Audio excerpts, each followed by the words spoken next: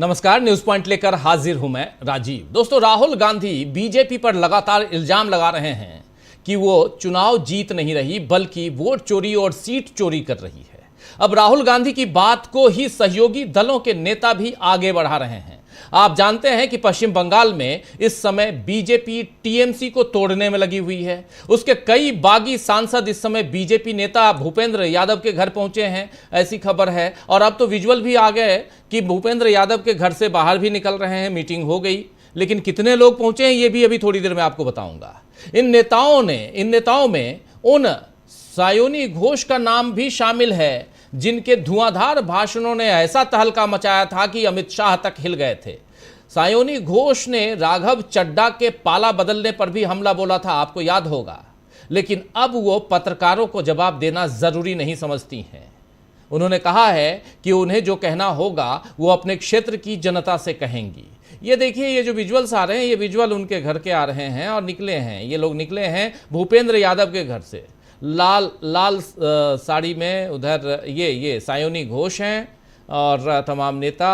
और ये लोग दगाबाज धोखेबाज लोग हैं, इनको धोखेबाज ही कहना चाहिए। और ऐसे लोगों का इंतज़ाम और करना चाहिए उन लोगों को जो इनको, ऐसे लोगों को वोट देते हैं, वो चाहे किसी भी दल के क्यों ना हो। लेकिन आपके वोट को लेकर ये जो सत्ता की मलाई खाते हैं और उसके बाद जब चाहें जिधर पाला बदल लें, ऐसे लोगों को मज़ा तो चखाना ही चाहिए। खैर, लेकिन पहले सुनते हैं सायोनी घोष जब आ रही थी दिल्ली तो पत्रकारों ने पूछा इनसे एयरपोर्ट पे, क्या जवाब दिया है, सुनिए।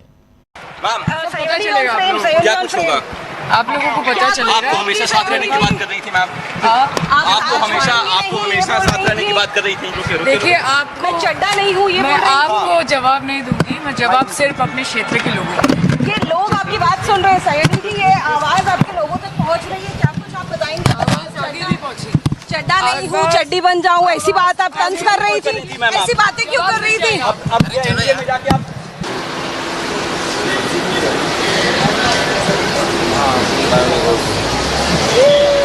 आ जाओ भैया। चड्ढा नहीं हूं कि चड्डी बन जाऊंगी, ये सवाल, ये इनका जवाब था। और आज पत्रकार जब पूछ रहे हैं तो मुंह छिपाकर कार में बैठ रही हैं। ये हैं सायोनी घोष। सायोनी जैसे अभी कई और नेता होंगे जो इसी तरह पत्रकारों के सवालों को टालेंगे और शायद देश के लोकतंत्र को इसी तरह टालने और फिर पूरी तरह हटाने का खेल खेला भी जा रहा है। राहुल गांधी यही चेतावनी दे भी रहे हैं। और अब संजय राउत ने भी जो कुछ कहा है उसको भी सुनाता हूं। ये जो तस्वीरें आप देख रहे हैं स्क्रीन पे, ये तस्वीरें वो है। और देखिए अंदर, ये भूपेंद्र यादव के घर पर जो बैठक हुई है। और ये कौन लोग हैं? ये टीएमसी के सांसद हैं, पाला बदलते हुए। और अपनी जनता जिन्होंने टीएमसी के सिंबल पर इनको वोट दिया, उनसे धोखेबाजी, दगाबाजी करते हुए ये दगाबाज देश के पॉलिटिशियन हैं। ये देश के पॉलिटिशियन, धूर्त पॉलिटिशियनों में से एक हैं, दगाबाज पॉलिटिशियनों में से एक हैं। और ये गिरगिट की तरह रंग बदलने वाले पॉलिटिशियनों में से एक हैं। इनको, इनके चेहरों को याद रखिए। आने वाले समय में ऐसे और भी चेहरे दिखेंगे, चाहे वो कांग्रेस पार्टी में हो, टीएमसी में हो, या दूसरे विपक्षी दलों में हो, या बीजेपी में हो, कहीं भी हो। ऐसे दगाबाज जिनको 5 साल तक के लिए आप चुन के भेजते हैं और वो दगाबाजी करते हैं अगर, तो इनको मज़ा चखाइए, ये आपसे निवेदन है। लेकिन इसी मामले पर संजय राउत क्या कह रहे हैं, ज़रा ये सुनिए। सबसे पहली वेस्ट बंगाल की सबसे बड़ी बात अगर कोई होगी तो वेस्ट बंगाल में सरकारी इमारत में 4000 ईवीएम, जिस ईवीएम का पश्चिम बंगाल के विधानसभा में इस्तेमाल हुआ था और जिनके ऊपर डाउट है ये ईवीएम में गड़बड़ है, वो ईवीएम जलकर खाक हो गए। 4000 ईवीएम एक साथ कैसे जल सकते? मैं कहता हूं कि जले नहीं, जलाए गए। तो आग लगाई बीजेपी के सरकार ने। ये इस देश का आज का सबसे गंभीर मुद्दा है। 4000 ईवीएम एक साथ जल गए, यानी एविडेंस खत्म कर, नो एविडेंस, रफा दफा। चुनाव हो गया, ईवीएम जला दी। मैं आज भी दावे के साथ कहता हूँ जो रिजल्ट पश्चिम बंगाल में आया है वो किसी को मंजूर नहीं। ममता बनर्जी नहीं हार सकती, इस बुरी तरह से नहीं, ऐसी बुरी तरह से नहीं हार सकती। वो भवानीपुर में नहीं हार सकती। पश्चिम बंगाल में जरूर कांटे की टक्कर थी, लेकिन जो रिजल्ट हमने देखा है वो रिजल्ट क्या था और कैसे आया, वो हमें कल उसका ऊपर विश्वास हो गया कि जिस तरह से 4000 ईवीएम जलाकर राख कर दिए, यानी पूरा एविडेंस खत्म कर दिया, ये इस देश की सबसे बड़ी गंभीर बात चल रही है। लोग सदमे में ये देखकर, ईवीएम जलते हैं 4000 अचानक एक महीने में, कैसे हो सकता है? कहाँ चुनाव आयोग, कहाँ? तो सुन रहे थे आप, यहां पर 4000 ईवीएम जला दिए। सवाल तो सही है कि 4000 ईवीएम के जल जाने की खबर अगर सही है तो फिर चुनाव आयोग और सुप्रीम कोर्ट अब तक कहां है? क्यों इस बात पर चिंता नहीं की जा रही है कि नतीजे आने के 1.5 महीने से पहले ही ईवीएम कैसे जल गईं? विपक्ष तो ऐसे कई जरूरी सवाल उठा ही रहा है, लेकिन सरकार को इस बारे में बिल्कुल बेफिक्र दिखाई देती है। सरकार को कोई फिक्र नहीं है।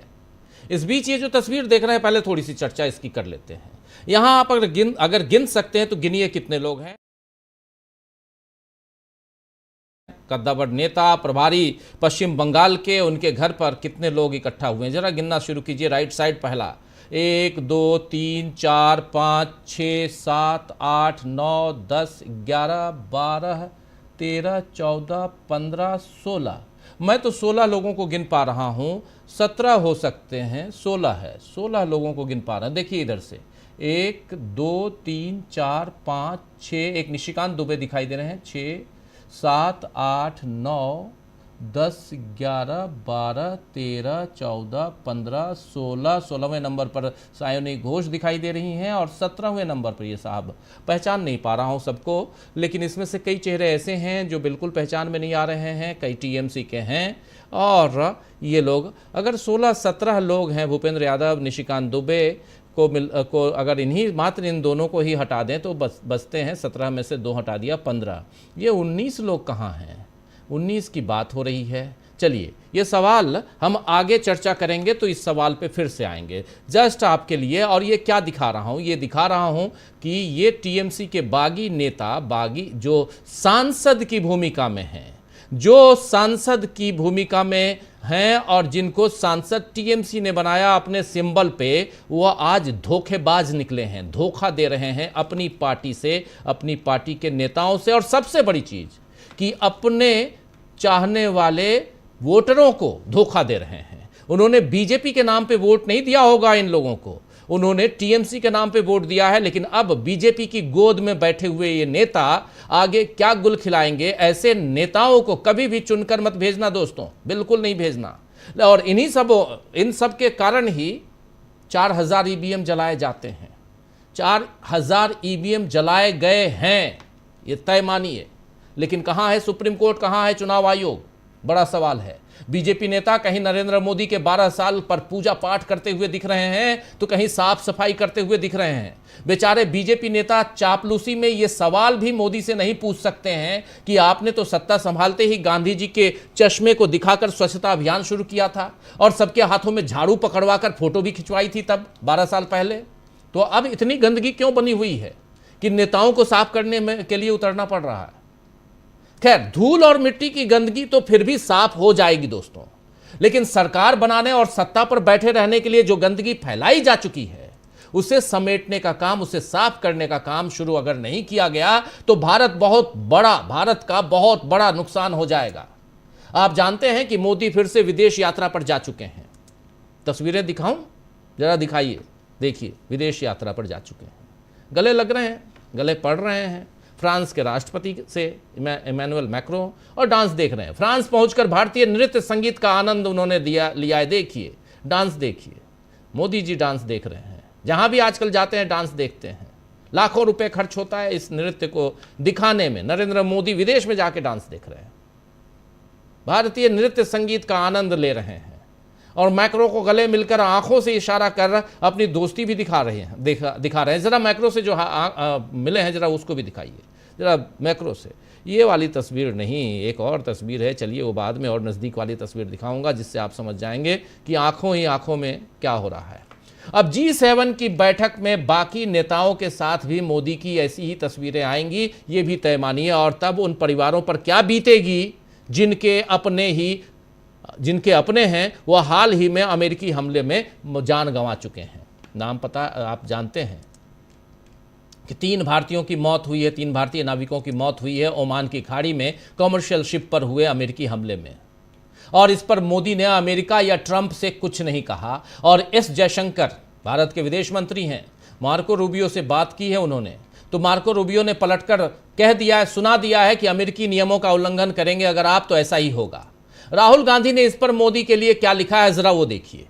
राहुल गांधी इस पर मोदी जी के लिए क्या लिख रहे हैं सुनिए, देखिए जरा, लाइए जरा स्क्रीन पर।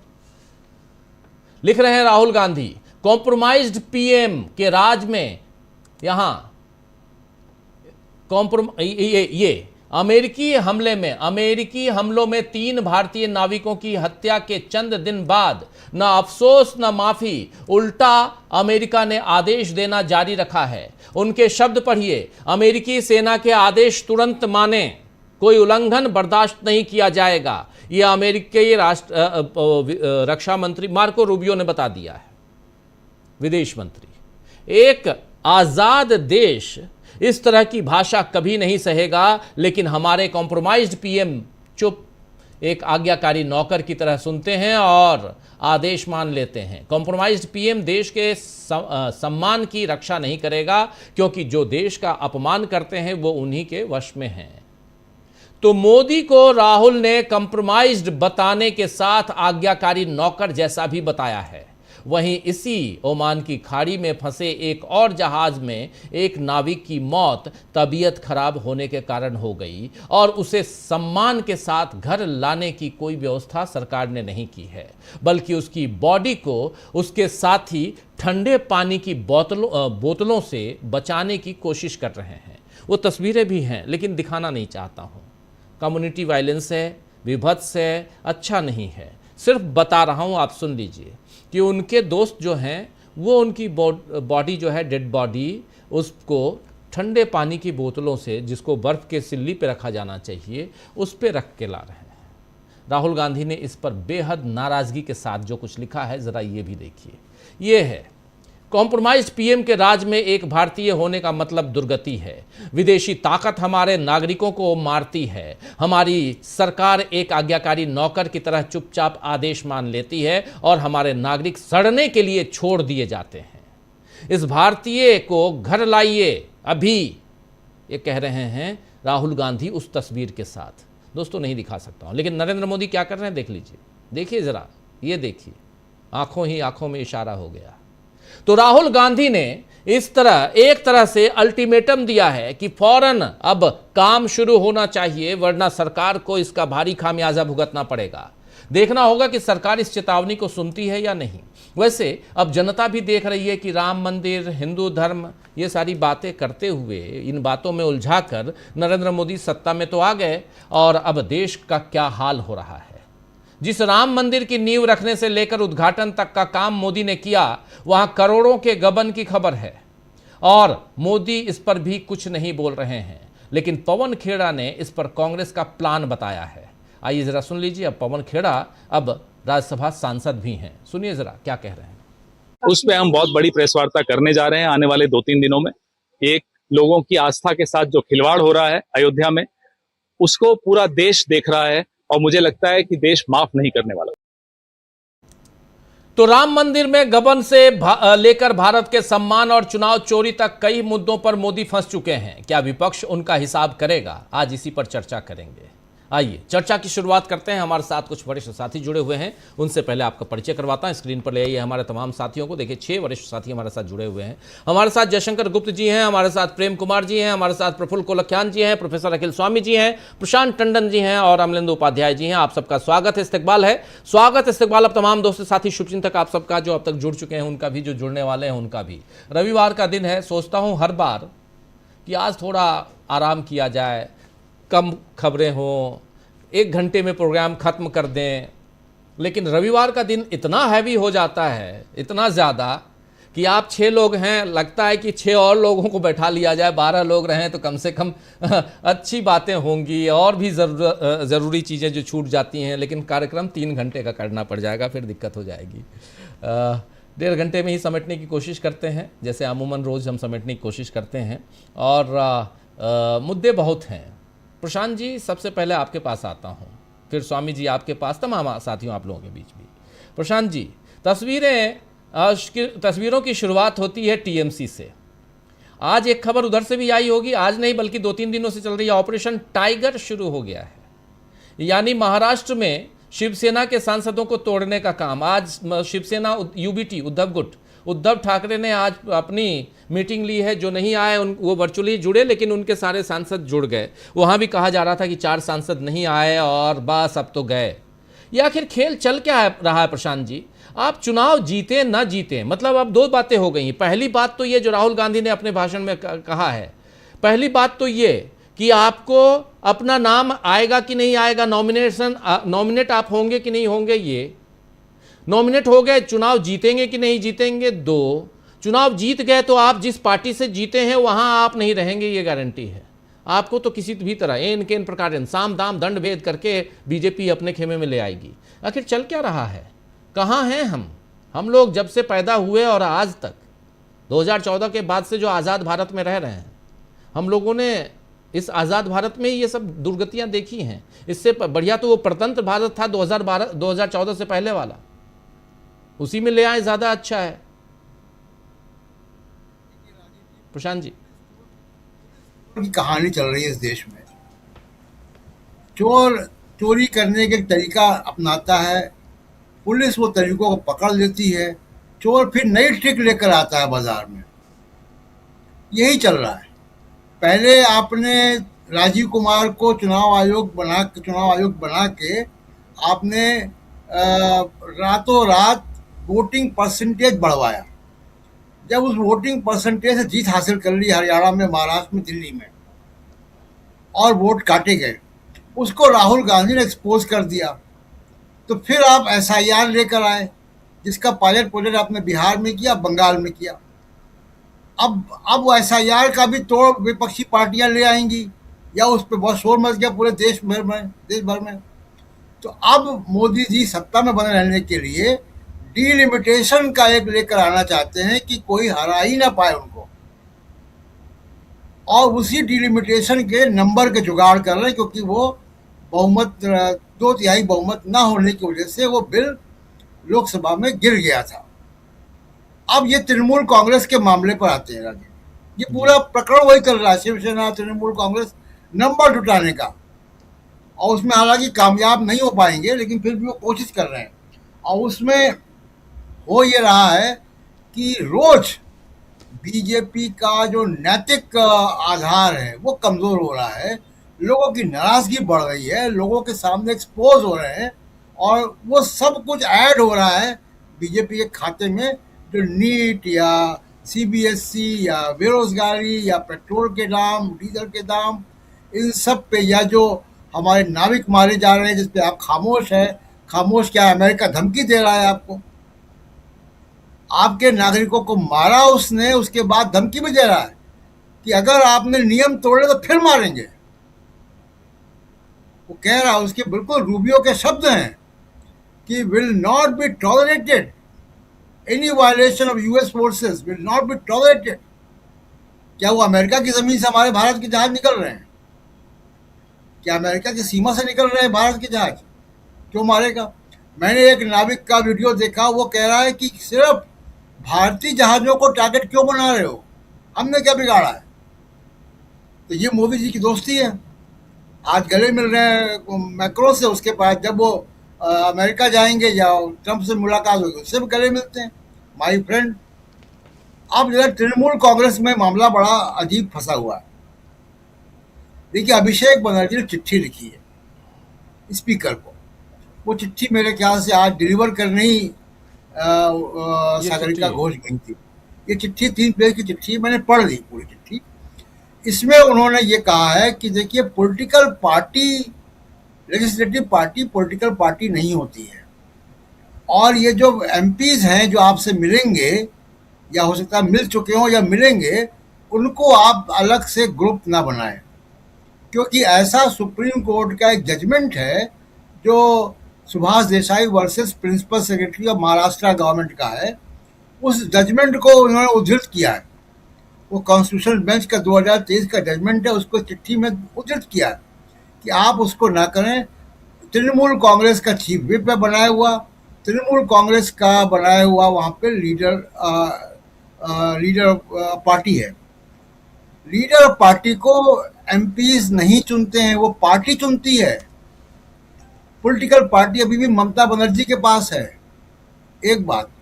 दूसरी बात कि मैं एग्जांपल दे दूं आपको, राहुल गांधी अगर लीडर अपोजिशन है और राहुल गांधी कांग्रेस पार्टी के नेता हैं लोकसभा में, तो उनको पार्टी की वर्किंग कमेटी के रेजोल्यूशन के बाद चुना गया है।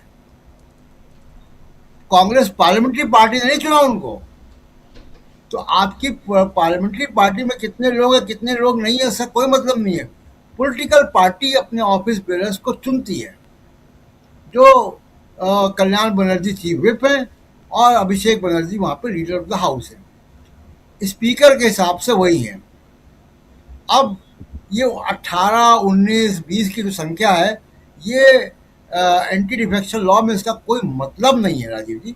सुप्रीम कोर्ट के जजमेंट है कई, और जो जजमेंट अभी Subhash Desai versus principal secretary of Maharashtra का जजमेंट है, जो लेटेस्ट जजमेंट है, कॉन्स्टिट्यूशन बेंच का जजमेंट है, चीफ जस्टिस ने उसको ऑथर किया जजमेंट को।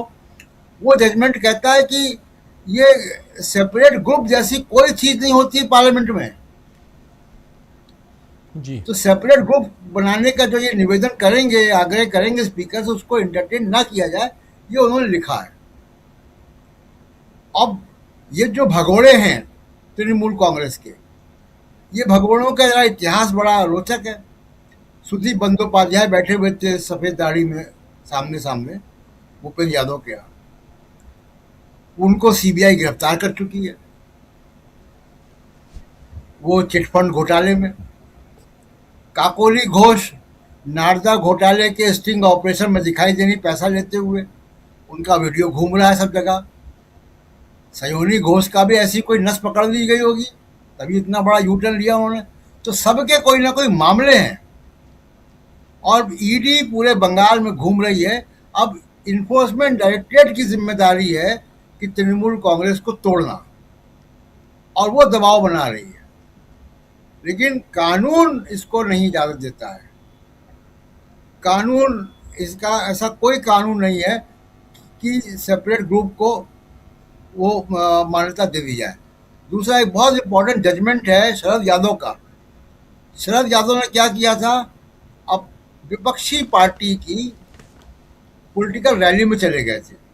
यानी विपक्षी पार्टी की पॉलिटिकल रैली में जाने का मतलब है कि आपने पार्टी के अनुशासन को तोड़ दिया और आपने खुद ब खुद पार्टी छोड़ दी। अब ये भगोड़े अगर बीजेपी के मंत्री क्या दिखाई दे रहे हैं ग्रुप बनाकर, और लगातार दिखाई दे रहे हैं, और साथ में वो चिट्ठी भी दे रहे हैं कि सेपरेट ग्रुप बनाया जाए, मीडिया में इंटरव्यू दे रहे हैं कि हमने छोड़ दिया टीएमसी, तो इनके ऊपर इनकी बर्खास्तगी क्यों ना हो। अगर शरद यादव की हो गई थी, अगर शरद यादव बर्खास्त हो सकते तो ये क्यों नहीं हो सकते। तो ये इस घटनाक्रम में कल ये लोग मिल रहे हैं संभवतः, तो कल के बाद स्पीकर के पाले में गेंद होगी, और उसको देखते हुए अभिषेक बनर्जी ने अभी से ही एक चिट्ठी उनको लिख दी है। जी चिट्ठी लिख दी है। यहाँ तो सब कुछ सरकार भरोसे चल रहा है, और जैसे राहुल गांधी कह भी रहे हैं कि हर चीज़ पर कब्जा है, तो जब सब चीज़ पे कब्जा ही है तो चिट्ठी लिखने से क्या फ़र्क पड़ता है। मीनाक्षी नटराजन को आपने देख लिया, मीनाक्षी नटराजन के मामले में क्या हुआ। तो और शरद यादव का आप जिक्र कर रहे थे, शरद यादव के मामले में सुप्रीम कोर्ट, इसी माननीय सुप्रीम कोर्ट का आदेश, और उस हिसाब से तो इन लोगों को बिल्कुल बाहर कर देना चाहिए, और ये सब एक एक करके बाहर होना चाहिए। लेकिन आज अगर कर दिया जाता है तो कल क्या होगा। परिस्थितियां बहुत बदल चुकी हैं स्वामी जी, बहुत कुछ बदलता हुआ दिखाई दे रहा है। हवा का रुख बदल चुका है।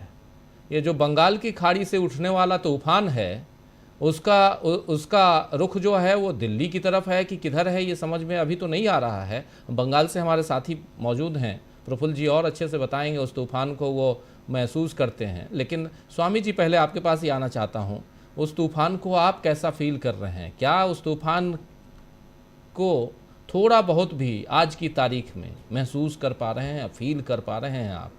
और जबकि सायोनी घोष क्या नहीं कहती थी, हम लोग तारीफ करते थे, एक अच्छी वक्ता, चड्डा चड्डी कर रही थी वो, लेकिन आज क्या है? आज सवाल का जवाब नहीं दे पा रही हैं।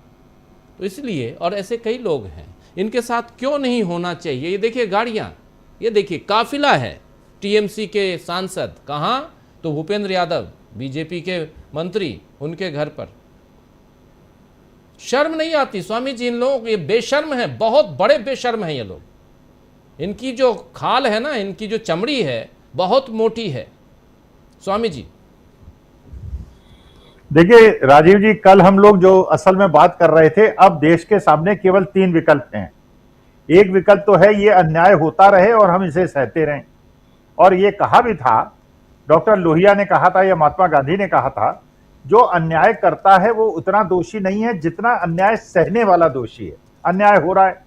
अभी जैसे हम लोग बात कर रहे थे, जो ओमान की खाड़ी में, ईरान खाड़ी में जो हमारे सैनिकों के साथ हो रहा है, और जिस प्रकार से वहां पे शवों को वापस भारत लाने की व्यवस्था नहीं की जा रही है, और मार्क रूबियो जिस प्रकार से भारत को ये बता रहे हैं, देखिए अभी तक तो मेरे ख्याल से भारतवासी ये मानते थे सब, चाहे भारतीय जनता पार्टी के समर्थक हो या विरोधी, सब ये मानते थे कि भारत का डंका बोल रहा है पूरे विश्व में।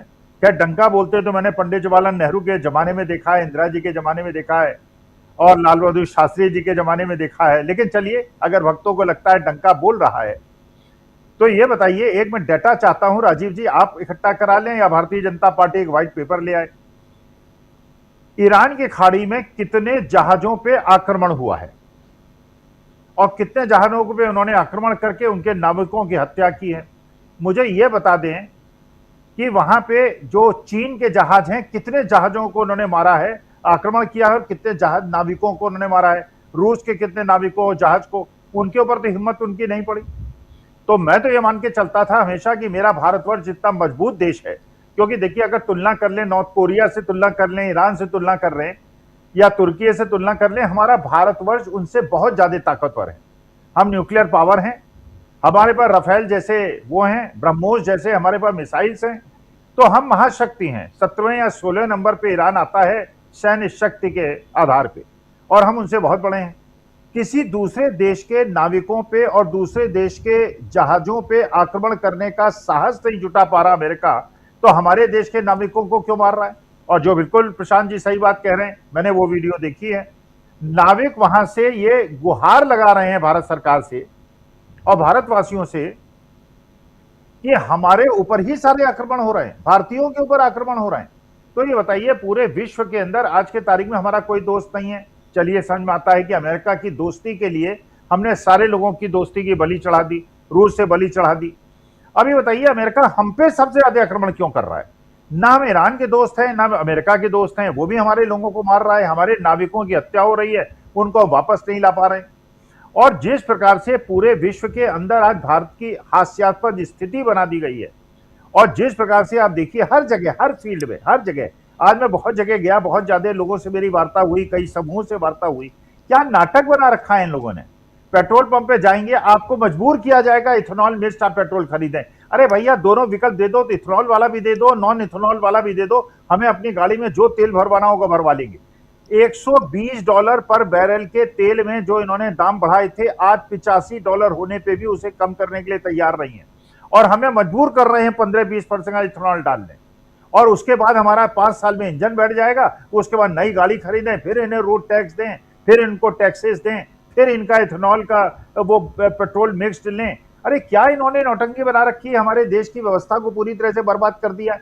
और आज के तारीख में आप सोचिए, और मैं सच बता रहा हूं, मेरे को लगता है राजीव जी, कई बार लगता है मैं बहुत ज्यादा भावुक आदमी हूं, और भावुकता इस आज के भारतवर्ष में बहुत ज्यादा गलत है। मैंने दिल से आशीर्वाद दिया था इस लड़की सायोनी घोष को, मेरी बहुत सारी वीडियो हैं जिसमें मैंने दिल से आशीर्वाद इस बच्ची को दिया था, और मैंने कहा था 32 साल की ये लड़की इतनी ज्यादा प्रतिभाशाली है और जिस प्रकार से इसने अपने सेकुलरिज्म को दिखाया है और गांधीवाद को दिखाया है, आज कह तो नहीं सकता बेटी है, मेरी बेटी की उम्र की है, लेकिन मन करता है ऐसे लोगों को, क्या बताऊं मैं, क्या कहूं, लेकिन मैंने इनको आशीर्वाद दिया है, अब मन करता है आशीर्वाद ही चलिए वापस लेता हूं, उनसे ज्यादा कहूंगा तो अच्छा नहीं होगा, बुजुर्ग आदमी हूं और ये बच्ची की उम्र की लड़की है। लेकिन धिक्कार है इन लोगों को, संदीप बंदोपाध्याय जैसे लोगों को, यूसुफ पठान जैसे लोगों को, 3 मेंबर ऑफ पार्लियामेंट जो मुसलमान हैं, इन्होंने अपनी जो इनके वोटर्स हैं उनको धोखा दिया है। ये धोखेबाज लोग हैं, ये ब्रीच ऑफ उसके हैं, ये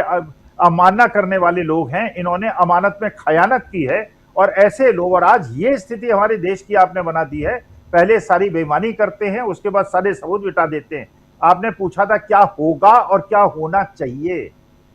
होना चाहिए जो पहले सुप्रीम कोर्ट, माननीय सुप्रीम कोर्ट निर्णय लेता था, उनकी नजीरों को छोड़ते हुए भी कोई नहीं होगा, कुछ नहीं होगा, पूरी तरह से सारा सिस्टम कॉम्प्रोमाइज हो चुका है। और जैसे अब देख लिया आपने मीनाक्षी नटराजन के केस में, तेलंगाना कोर्ट ने वो नोटिस भी वापस ले लिया और उसकी सदस्यता, आपने जो नामांकन था उसको रद्द कर दिया। माने वो लड़की की गलती क्या है, मीनाक्षी नटराजन की? एक दलित लड़की है, एक तमिलनाडु की रहने वाली लड़की है जो आदिवासियों के बीच में रहती है, जिसको 5 करोड़ रुपए कांग्रेस ने पार्लियामेंट इलेक्शन लड़ने के लिए दिए थे, 4 करोड़ उसने अपनी पार्टी को वापस कर दिए। इतनी ईमानदार लड़की है, क्या गलती उसकी केवल यह है आदिवासियों के साथ रहती है, दलित है और ईमानदार है। ईमानदारी आज हमारे देश के अंदर अभिशाप हो गया है। हम तो ये सुनते आए थे जो लोग ईमानदार है उनकी बड़ी समाज में इज्जत होती है, आजकल बेईमानों की इज्जत है। ईडी के डर से और सायोनी घोष को मैं कहूंगा नहीं, बहुत ज्यादा कहना अच्छा नहीं लगता है, लेकिन वास्तविकता में भगवान न करे कि ऐसे बच्चियां, हमारी बेटियां हमारे देश में पैदा हों, ऐसी हों जो वीरांगनाएं हों। ये रजिया सुल्तानी और लक्ष्मीबाई का देश है, ये इंदिरा गांधी का देश है, लेकिन ऐसे झुकने वाले जो अपने सिद्धांतों की का देश नहीं है। सीधे शब्दों में ये डरपोकों का देश नहीं है, ये डरपोक हैं, ये बेशर्म हैं। डरपोक नहीं राजीव, उससे भी ज्यादा के लोग हैं। ये डरपोक नहीं है, ये निकृष्ट लोग हैं, कहना नहीं चाहिए, नीच लोग हैं। इन्होंने देश की जनता को धोखा दिया है, इन्होंने देश के लोकतंत्र और संविधान की पीठ पे झुका बोका है, और डिलिमिटेशन के लिए अगर ये भारतीय जनता पार्टी के साथ वोट देते हैं, इनसे निकृष्ट, इनसे धूर्त आदमी मैं चाहता नहीं हूं कि मेरे देश में कभी पैदा हो। बिल्कुल बिल्कुल सही आप कह रहे हैं, ये हो ऐसा ही रहा है। जरा जल्दी से प्रेम कुमार जी आपके पास आना चाहता हूं, और जो कुछ चल रहा है टीएमसी के अंदर वो हम देख रहे हैं, अभी हम लोग विजुअल देख रहे थे। जरा अगर साउंड हो, कुछ बाइट हो इनकी, कीर्ति आज़ाद की जरूर ले आइए स्क्रीन पर, उनको सुन लेते हैं और फिर प्रेम कुमार जी। पहले कीर्ति आज़ाद को सुनते हैं, सुनिए। देखिए, बहुत स्पष्ट है, सुप्रीम कोर्ट के कॉन्स्टिट्यूशनल बेंच में ये कहा गया है, शेड्यूल 10 के 4 अनुच्छेद में कहा गया है, कोई स्प्लिट हो ही नहीं सकता। जो भी है, जो महाराष्ट्र में हुआ वो गलत है, उसी को लेकर हम यहाँ आवेदन देने आए थे। वो आवेदन हमने दे दिया है माननीय स्पीकर को, और हमको पूरा विश्वास है कि कानून के अंतर्गत ही जैसा काम करते रहे स्पीकर वैसे करेंगे। बहुत बहुत धन्यवाद। तो स्पीकर को इन्होंने चिट्ठी दे दी है, और ये जो जिस आर्टिकल 4 की बात कर रहे हैं वहाँ पे उसका जिक्र यहाँ हम लोगों ने पॉडकास्ट में, जब सिंघवी साहब से हमने बात की थी, उन्होंने भी बताया था स्प्लिट नहीं हो सकता। आप पार्टी तोड़ने की कोशिश ऐसे करेंगे, कानूनविद जो हैं वो लोग भी वही बता रहे हैं, उसी कानून का हवाला देते हुए इनको भी कहा गया है। और इसके बाद देखते हैं आगे क्या होता है। हालांकि कानून का हवाला देकर सबसे ज़्यादा दुखद पहलू तो सुप्रीम कोर्ट से भरोसा उठता जा रहा है इस देश का, और ये सबसे दुखद है। अब मीनाक्षी नटराजन के मामले में जो कुछ हुआ उसके बाद क्या ही कहा जाए। खैर, लेकिन प्रेम कुमार जी, क्या अब भी आपको उम्मीद है कि यहाँ संस्थाएं जो हैं उनकी रीढ़ की हड्डी जो दरक रही है, टूट रही है, वो अपने आप को सीधा कर लेंगे, बचा लेंगी वो संस्थाएं? देखिए राजीव जी, स्प्लिट हो नहीं सकता, इसको कानूनन आप बहस चाहे जितनी कर ले, लेकिन कोई पार्टी छोड़ना चाहता है तो क्यों नहीं छोड़ सकता? उसकी संसद सदस्यता बचे या न बचे ये सवाल होगा। अगर कोई पार्टी छोड़ना चाहता है, पार्टी तोड़ना चाहता है, तो कोई गुलामी थोड़े है कि किसी पार्टी में बंद करके रहेगा। लेकिन संवैधानिक तरीकों से चीजें हो रही हैं कि नहीं हो रही हैं, ये महत्वपूर्ण बात है। आज देखिए, जो टीएमसी के सांसदों की बैठक हो रही है, ये बैठक किस लिए हो रही है? ये एनडीए में जाने के लिए हो रही है। भाई, एनडीए कोई राजनीतिक पार्टी है? आप अभी राजनीतिक पार्टी तो बने भी नहीं है, तो एनडीए में कैसे शामिल हो जाएंगे? पहले तो पार्टी बना लीजिए, उसके बाद आप एनडीए में जाएंगे कि नहीं जाएंगे वो तय होगा। तो ये जो बैठक हो रही है और सारी बैठक का नेतृत्व भारतीय जनता पार्टी के नेता कर रहे हैं, ये अपने आप में ये बहुत बड़ी बात है, जिसको संवैधानिक संस्थाओं पर बैठे हुए लोगों को देखना चाहिए कि ये पार्टी स्प्लिट नहीं है, पार्टी से एस्केपिंग है, पार्टी छोड़ना है, पार्टी तोड़ना नहीं है, पार्टी छोड़ना है। तो इसको जब हम समझ लेंगे कि पार्टी तोड़ रहे हैं, तो पार्टी तोड़ने वालों को से निपटने के लिए जो संवैधानिक तौर तरीके हैं उसको फेस करना होगा। और वो जो बुनियादी सवाल है जिस वजह से ये कानून बने हैं कि आप जिसके सिंबल पर जीत कर आते हैं, वो जनता का विश्वास होता है उस सिंबल पर, उस पार्टी पर, उससे आप दगा नहीं करें। इसी के लिए तो कानून है, इसी के लिए तो दल बदल कानून और सारी चीजें हैं। तो वो बेसिक बात तय करने की आवश्यकता है। लेकिन अभी जो कुछ हो रहा है सबकी आंखों के सामने हो रहा है। कानून कैसे विचार करेगा, स्पीकर कैसे विचार करेंगे, वो सब तो अलग बात है। लेकिन सबको ये दिख रहा है कि सारी बैठकें बीजेपी करा रही है, तोड़ने का काम बीजेपी कर रही है। बड़े मास लेवल पर तृणमूल कांग्रेस के कार्यकर्ताओं पर, उनकी पार्टी पर, उनके दफ्तरों पर हमले हुए हैं, जुल्म हुए हैं, ईडी सीबीआई सबके छापे पड़े हैं। और इन सब की परिणति है कि बीजेपी के नेता एक ऐसी बैठक कर पा रहे हैं जिसको सांसदों को तोड़ना टीएमसी से कह ले या विधायकों को तोड़ना टीएमसी से कह ले, उस रूप में वो हो रहा है। ये डेमोक्रेसी का सीधे सीधे चीरहरण हो रहा है, ये सबकी आंखों के सामने है। अब कानून इसको कैसे निपटता है, ये एक अलग प्रश्न है।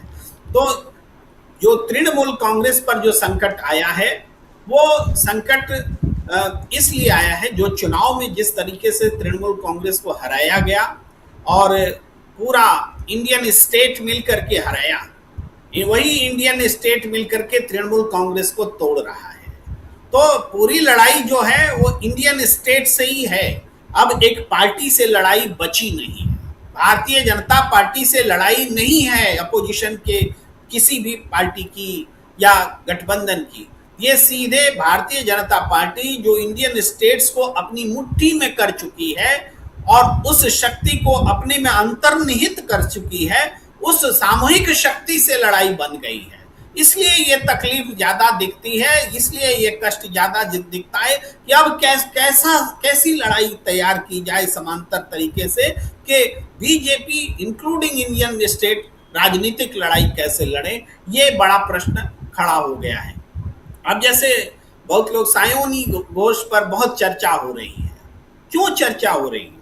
हमें याद आता है कि हम भी इसी पैनल से, हमारे बहुत साथियों ने सायोनी घोष को बहुत बड़ा क्रांतिकारी घोषित किया था। बहुत अच्छी वक्ता, बहुत क्रांतिकारी, इनसे बड़ा क्रांतिकारी कोई हो ही नहीं सकता, ये इस तरह से घोषित किया था। इसलिए इसके अपने कारण हो गए, मैं आलोचनात्मक नहीं हूं, लेकिन हुआ था उसका बस जिक्र कर रहा हूं। इसलिए हुआ था क्योंकि उनसे लोगों ने उम्मीद बांध रखी थी कि ये जनता की आवाज, विपक्ष की आवाज मजबूती से रख रही है। यही सायोनी घोष जब वो क्या बोलते काबा वाला गीत गा रही थी, तो योगी आदित्यनाथ क्या कह रहे थे, दूसरे बीजेपी के नेता क्या कह रहे थे सायोनी घोष को? भाई, सायोनी घोष को तो इसी काबा पर आकर के फिर से बोलना चाहिए, तुमने तब जो भाषण दिया वो सही था या उस समय जो तुम्हारा विरोध करने वाले बीजेपी के नेता थे वो सही थे? और इसी आधार पर उनका परीक्षण हो जाता है।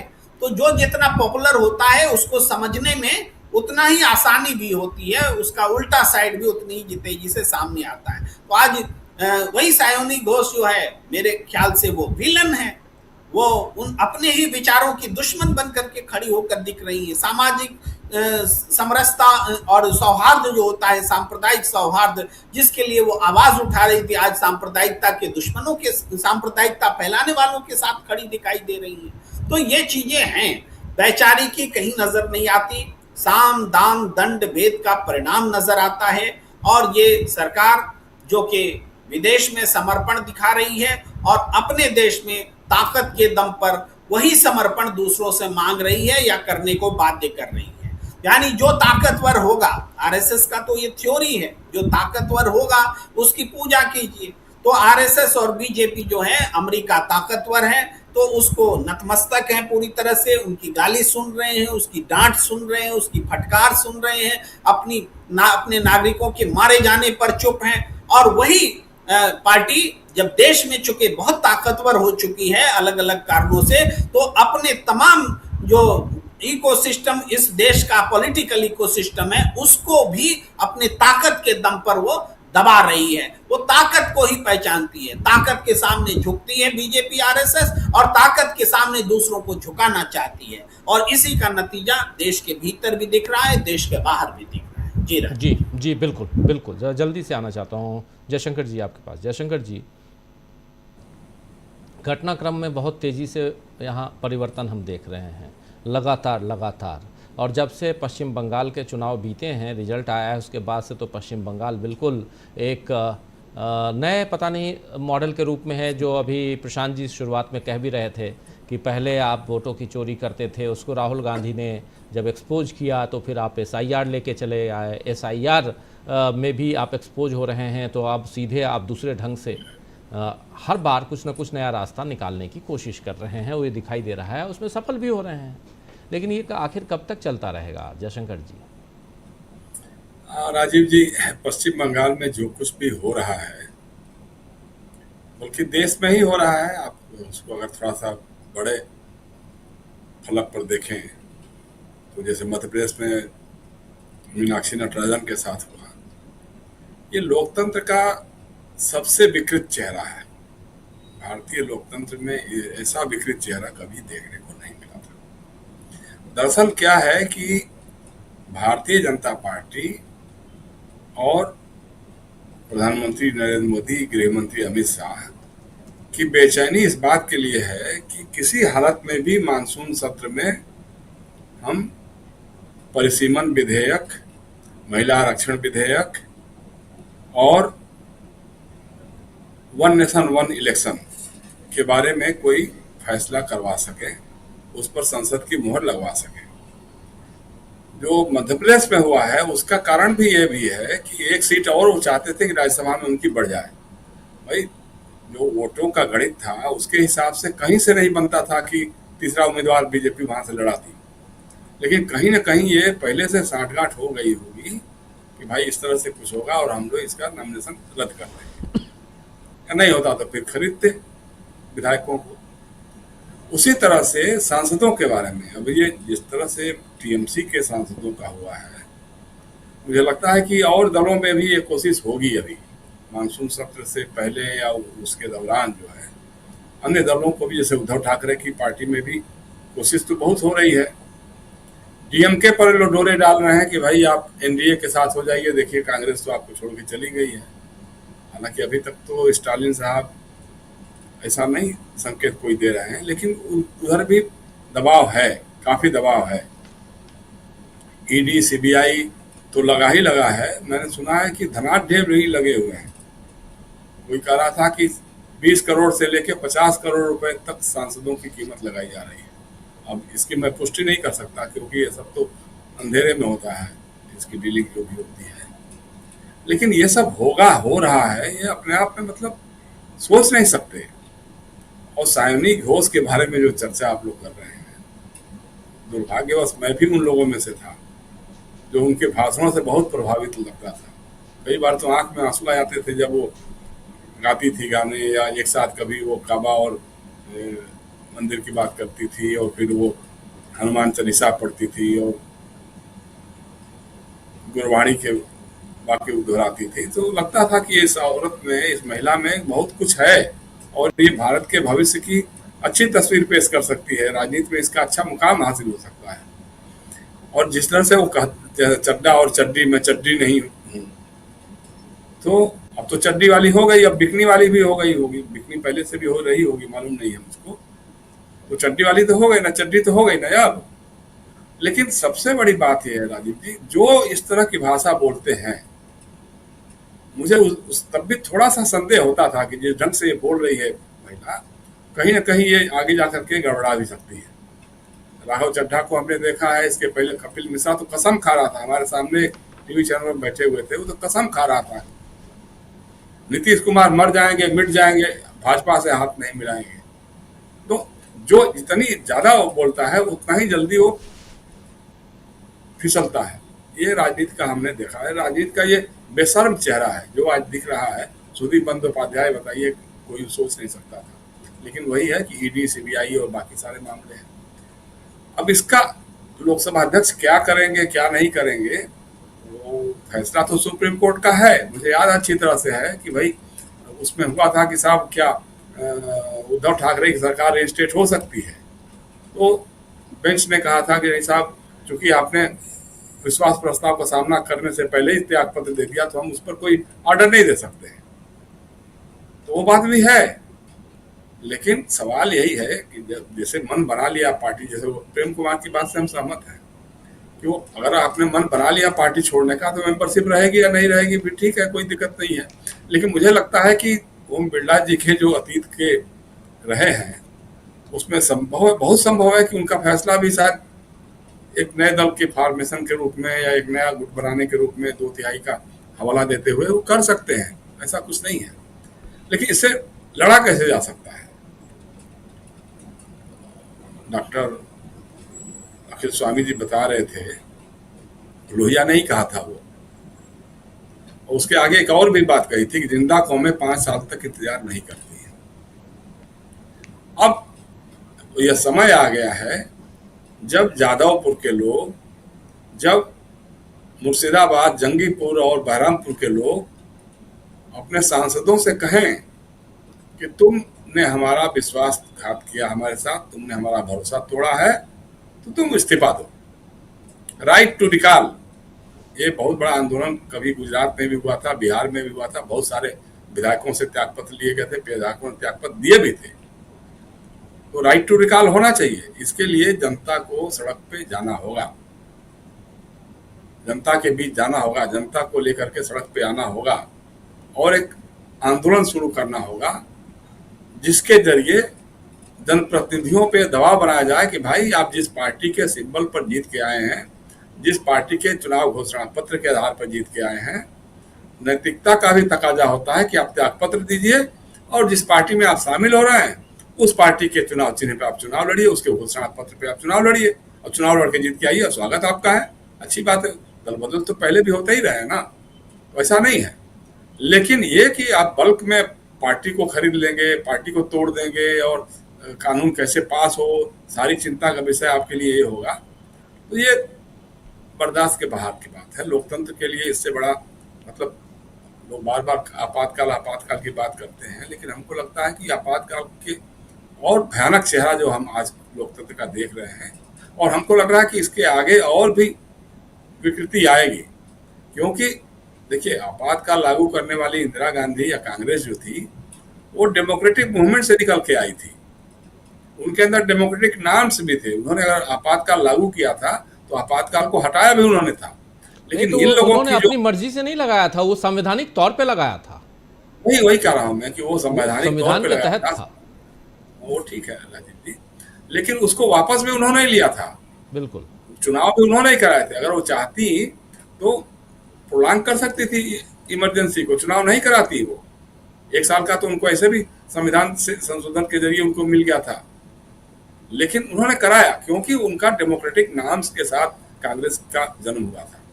ये लोग जिस संस्था से आते हैं, राष्ट्रीय स्वयंसेवक संघ, इसकी ओरिजिन ही है वो हिटलर और मुसोलिनी के जरिए है, फांसीवाद और नाजीवाद के आधार पर टिका हुआ है। तो ये जितना ये मजबूत होते जाएंगे, फांसीवाद, नाजीवाद, इनका उतना ही और प्रखर रूप से सामने आता जाएगा। ये उसी रास्ते पे चल रहे हैं, इसमें कहीं दो राय नहीं है। किसी को अगर इसमें कोई मुगालता है, कम से कम मुझे नहीं मुगालता है, ये करेंगे ये लोग वो काम को करेंगे। अब उसका यही है कि आपको जनता के बीच जाकर के, जिनता कौमें 5 साल तक इंतजार नहीं करती हैं, तुमने हमारा विश्वास तोड़ा है, राइट टू रिकॉल को करते हुए आप आंदोलन करिए, लोगों के बीच में जाइए। एक तो ये एक बात है। दूसरी बात जो अभी ईरान के बारे में जो आ रही है, जो नाविकों के बारे में आ रही है, तो हमने वो वीडियो देखा है, आप मत दिखाइए अच्छी बात है, लेकिन हमने वो वीडियो देखा है कि किस तरह से लाश को वो बता रहे हैं कि तो खराब हो रही है, डिकम्पोज हो रही है, और इस पे पानी की बोतलें रख करके अब करेंगे भाई किसी हालत में भी इसको मंगवाइए, आप देश में ले जाइए। इससे बड़ा त्रासद और क्या हो सकता है। जी हमारे मित्र सवाल कर रहे थे कि चीन के जहाजों से आप क्यों नहीं हो रहा है। भाई चीन का प्राइम मिनिस्टर या वहाँ का राष्ट्रपति जो है कंप्रोमाइज नहीं है, उसकी एपेस्टिन फाइल्स नहीं है। हमारा प्रधानमंत्री कंप्रोमाइज है। अभी कल तो ट्रंप साहब से मुलाकात होगी ना वहाँ फ्रांस में, और मैक्रोन साहब से जिस ढंग से वो गले मिल रहे हैं, जैसे कुछ कर रहे हैं, उसके पीछे कहीं ना कहीं राफेल का सौदा भी है, जिसके बारे में तमाम तरह के आरोप लग रहे थे, दलाली और क्या क्या उस पर आरोप लगे थे। तो वो सौदा भी बहुत बड़ा महत्वपूर्ण भूमिका निभाने वाला है। तो ये सारी चीज़ें हैं। अब वही है कि मतलब हमारे यहाँ लोग नौजवान जो हैं वो परीक्षाएं स्थगित करने के कारण बेहाल हैं, रेलगाड़ियाँ लेट हो रही हैं, रेलवे स्टेशनों पे ही कर रहे हैं, और हमारा प्रधानमंत्री वहाँ जाके नाच देख रहा है। तो है भाई, ठीक है। नीरो भी कभी था ना कि नीरो बांसुरी बजा रहा था और लोग रोम जल रहा था और नीरो बांसुरी बजा रहा था, बांसुरी बजा रहा था। तो हमारे यहाँ भी ईवीएम मशीनें जल रही हैं, हमारा प्रधानमंत्री नृत्य देख रहा है। भाई आप सोचिए, इससे बड़ा घोटाला कुछ हो सकता है क्या? कि ईवीएम, भाई उसी होटल में क्यों आग लगी, वही उसी कमरे में क्यों लगी जिसमें ईवीएम की मशीनें रखी हुई थी? तो संदेह की स्थिति तो है। भाई सीधी सी बात है कि पश्चिम बंगाल के चुनाव को जिस तरह से लूटा गया, डकैती की गई, 27 लाख लोगों को आपने मतदान से वंचित कर दिया, जो एसआईआर की प्रक्रिया में हुआ। लेकिन हमारे पास जो रिपोर्ट्स आ रही हैं वो ये बता रहे हैं लोग कि साहब ऐसे बहुत सारे इलाकों में जिनके नाम मतदाता सूची में थे, उनको भी वोट नहीं देने दिया गया। जिस तरह से रामपुर के उपचुनाव में हुआ था उत्तर प्रदेश में, यही प्रक्रिया वहां पर भी अपनाई गई है। तो ये सारी चीजें तो चल रही हैं। अब उसके खिलाफ यही है कि पूरे अपोजिशन को लामबंद होकर के सड़कों पे उतरना होगा, और खासतौर से पश्चिम बंगाल को बना करके भाई राइट टू रिकॉल, जनता सड़क पे आए और अपने प्रतिनिधियों से कहे तुमने हमारा विश्वास खो दिया है, तुम इस्तीफा दो। फिलहाल तो राजीव जी यही। जी अमलेंदु जी, आपके पास आना चाहता हूँ। अमलेंदु जी, कैसे देखते हैं आप ये पूरा का पूरा, क्या विपक्ष करेगा हिसाब? विपक्ष में यहाँ आप कुछ हिसाब किताब दिखाई देता है आपको विपक्ष का? राहुल गांधी के भाषण की चर्चा खूब हो रही है पिछले 3-4 दिनों से। अब तो हिंदी ट्रांसलेशन भी आ गया है राहुल गांधी का।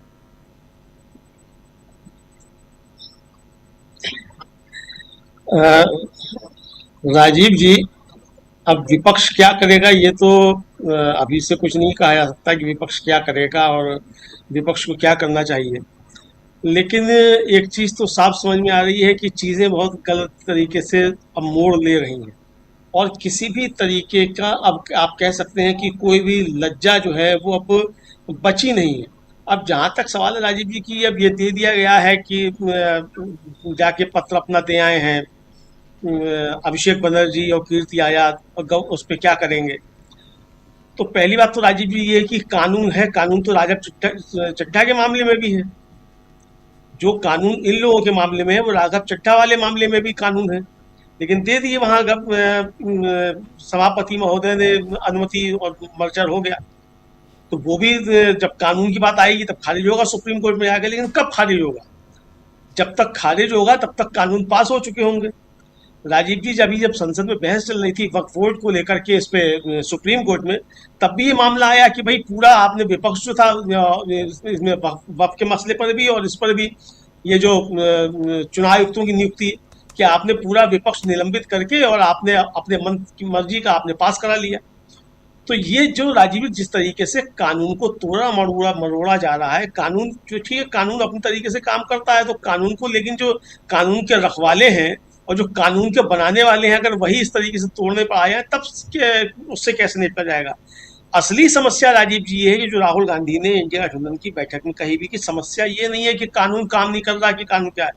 सवाल यह है कि जिस तरीके से भारतीय जनता पार्टी अब तमाम संवैधानिक संस्थाओं पर कब्जा करती चली जा रही है और ये लोग राजीव जी इस लोकतांत्रिक संस्थाओं पर कब्जा करके ही लोकतंत्र को खत्म कर रहे हैं, तो असली संकट ये है विपक्ष क्या करेगा क्या नहीं करेगा। विपक्ष क्या करेगा, अब जिम्मेदारी जो जिन संवैधानिक संस्थाओं के ऊपर है उन संवैधानिक संस्थाओं को मजबूर किया जाए।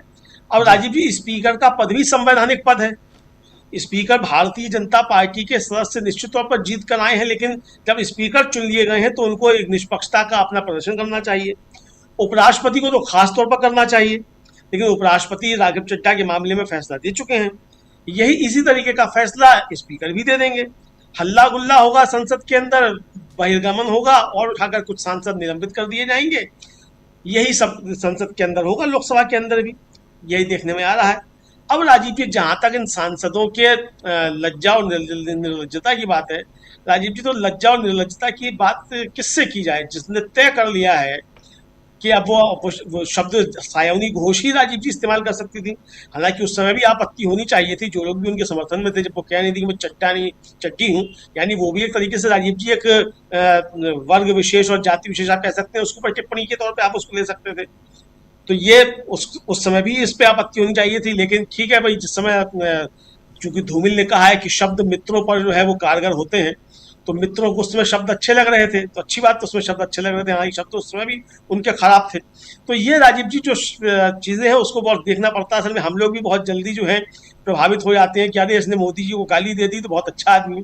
मोदी जी को गाली तो कपिल मिश्रा ने बहुत जोरदार तरीके से दी थी, सायोनी घोष बेचारी क्या गाली दे पाएंगी और क्या दी होगी उन्होंने गाली। जितनी जबरदस्त गाली जो थी कपिल मिश्रा ने दी और डंडा ठोक कर दी, सदन के पटल पर सीढ़ी रख कर दी, तो उससे ज्यादा अच्छी गाली कौन दे पाएगा। तो इसलिए मोदी जी को गाली देने वाले जितने लोगों को हम लोग बड़ी श्रद्धा भाव से देखने लगते हैं, तो वो श्रद्धा भाव से देखना हम लोग बंद करें, क्योंकि हो सकता है कि ये सब अपना रास्ता बनाना चाहते हो कपिल मिश्रा को देखते हुए कि भाई भारतीय जनता पार्टी में अच्छा रास्ता बन जाएगा। बात राजीव जी ये है कि सिर्फ मोदी जी को गाली है इससे बात नहीं होनी है, बात ये होनी है कि कौन कितने सिद्धांतों पर टिका हुआ। बात सिद्धांतों की है, पार्टी के साथ जिसके साथ आप चुनकर गए उस पार्टी के सिद्धांतों को आपको लेकर क्या है।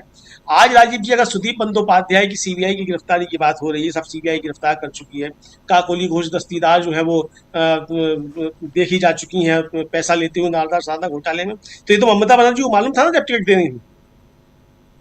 जब बीजेपी जब ये सब कर रही है और ये सब करेगी कि सरकार में आ जाएगी, तो ये क्या पहले से नहीं मालूम था कि ये करेगी, तो वो अलग का मसला है। लेकिन जो हो रहा है राजीव जी, इस पे जो है बिल्कुल भी किसी तरीके से समर्थन नहीं किया जा सकता।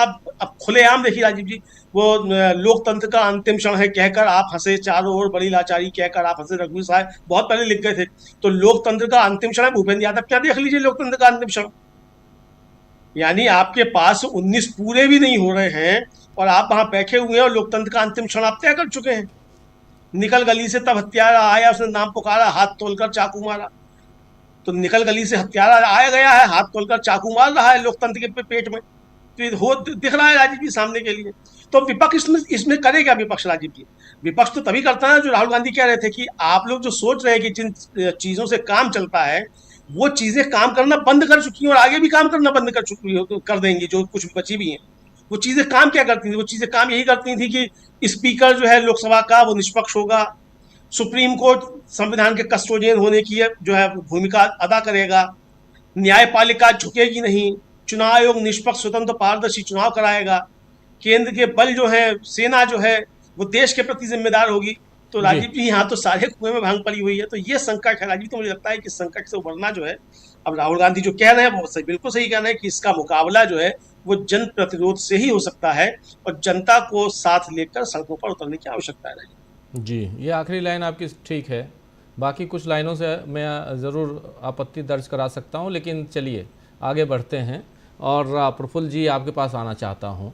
और आपत्ति क्या, मैं कह भी दे रहा हूँ कि है क्या कि आपकी अंतर्यामी नहीं है कि कौन क्या है और क्या कल करने जा रहा है। उसूलों पे, आदर्शों पे, मोदी को कोई गाली देता है तो हमारा दोस्त हो जाएगा क्योंकि हम पसंद नहीं करते हैं, तो ये बात नहीं होती है भाई। नरेंद्र मोदी एज एक इंसान के रूप में अगर उनको, या प्रधानमंत्री के रूप में, जैसे भी हो, पसंद नापसंद की, उनकी पसंदगी, अगर कोई उनको अगर हम पसंद करें नापसंद करें, उसके एक पैमाने हैं। वो उस पैमाने पे वो आते हैं कि नहीं आते हैं, संवैधानिक ढांचे में वो फिट बैठते हैं कि नहीं बैठते हैं, जबकि उसी संविधान की कसम खा के उस कुर्सी पे बैठे हुए हैं। तो सवाल ये उठता है कि मोदी को गाली देने वाला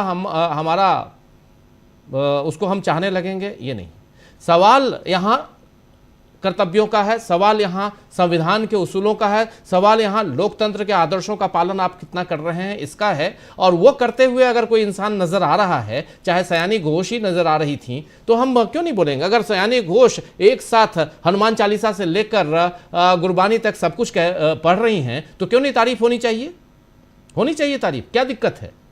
लेकिन सयानी घोष आज जो कर रही हैं ये उम्मीद उनसे नहीं थी, इसलिए हम आज उनके खिलाफ भी बोल रहे हैं। आज राहुल गांधी आदर्शों पे चलते हुए नजर आते हैं, लेकिन कल राहुल गांधी भी ऐसे करने लगे तो हम ये कहेंगे कि भाई हमने गलती कर दी राहुल गांधी को पहचानने में? बिल्कुल नहीं।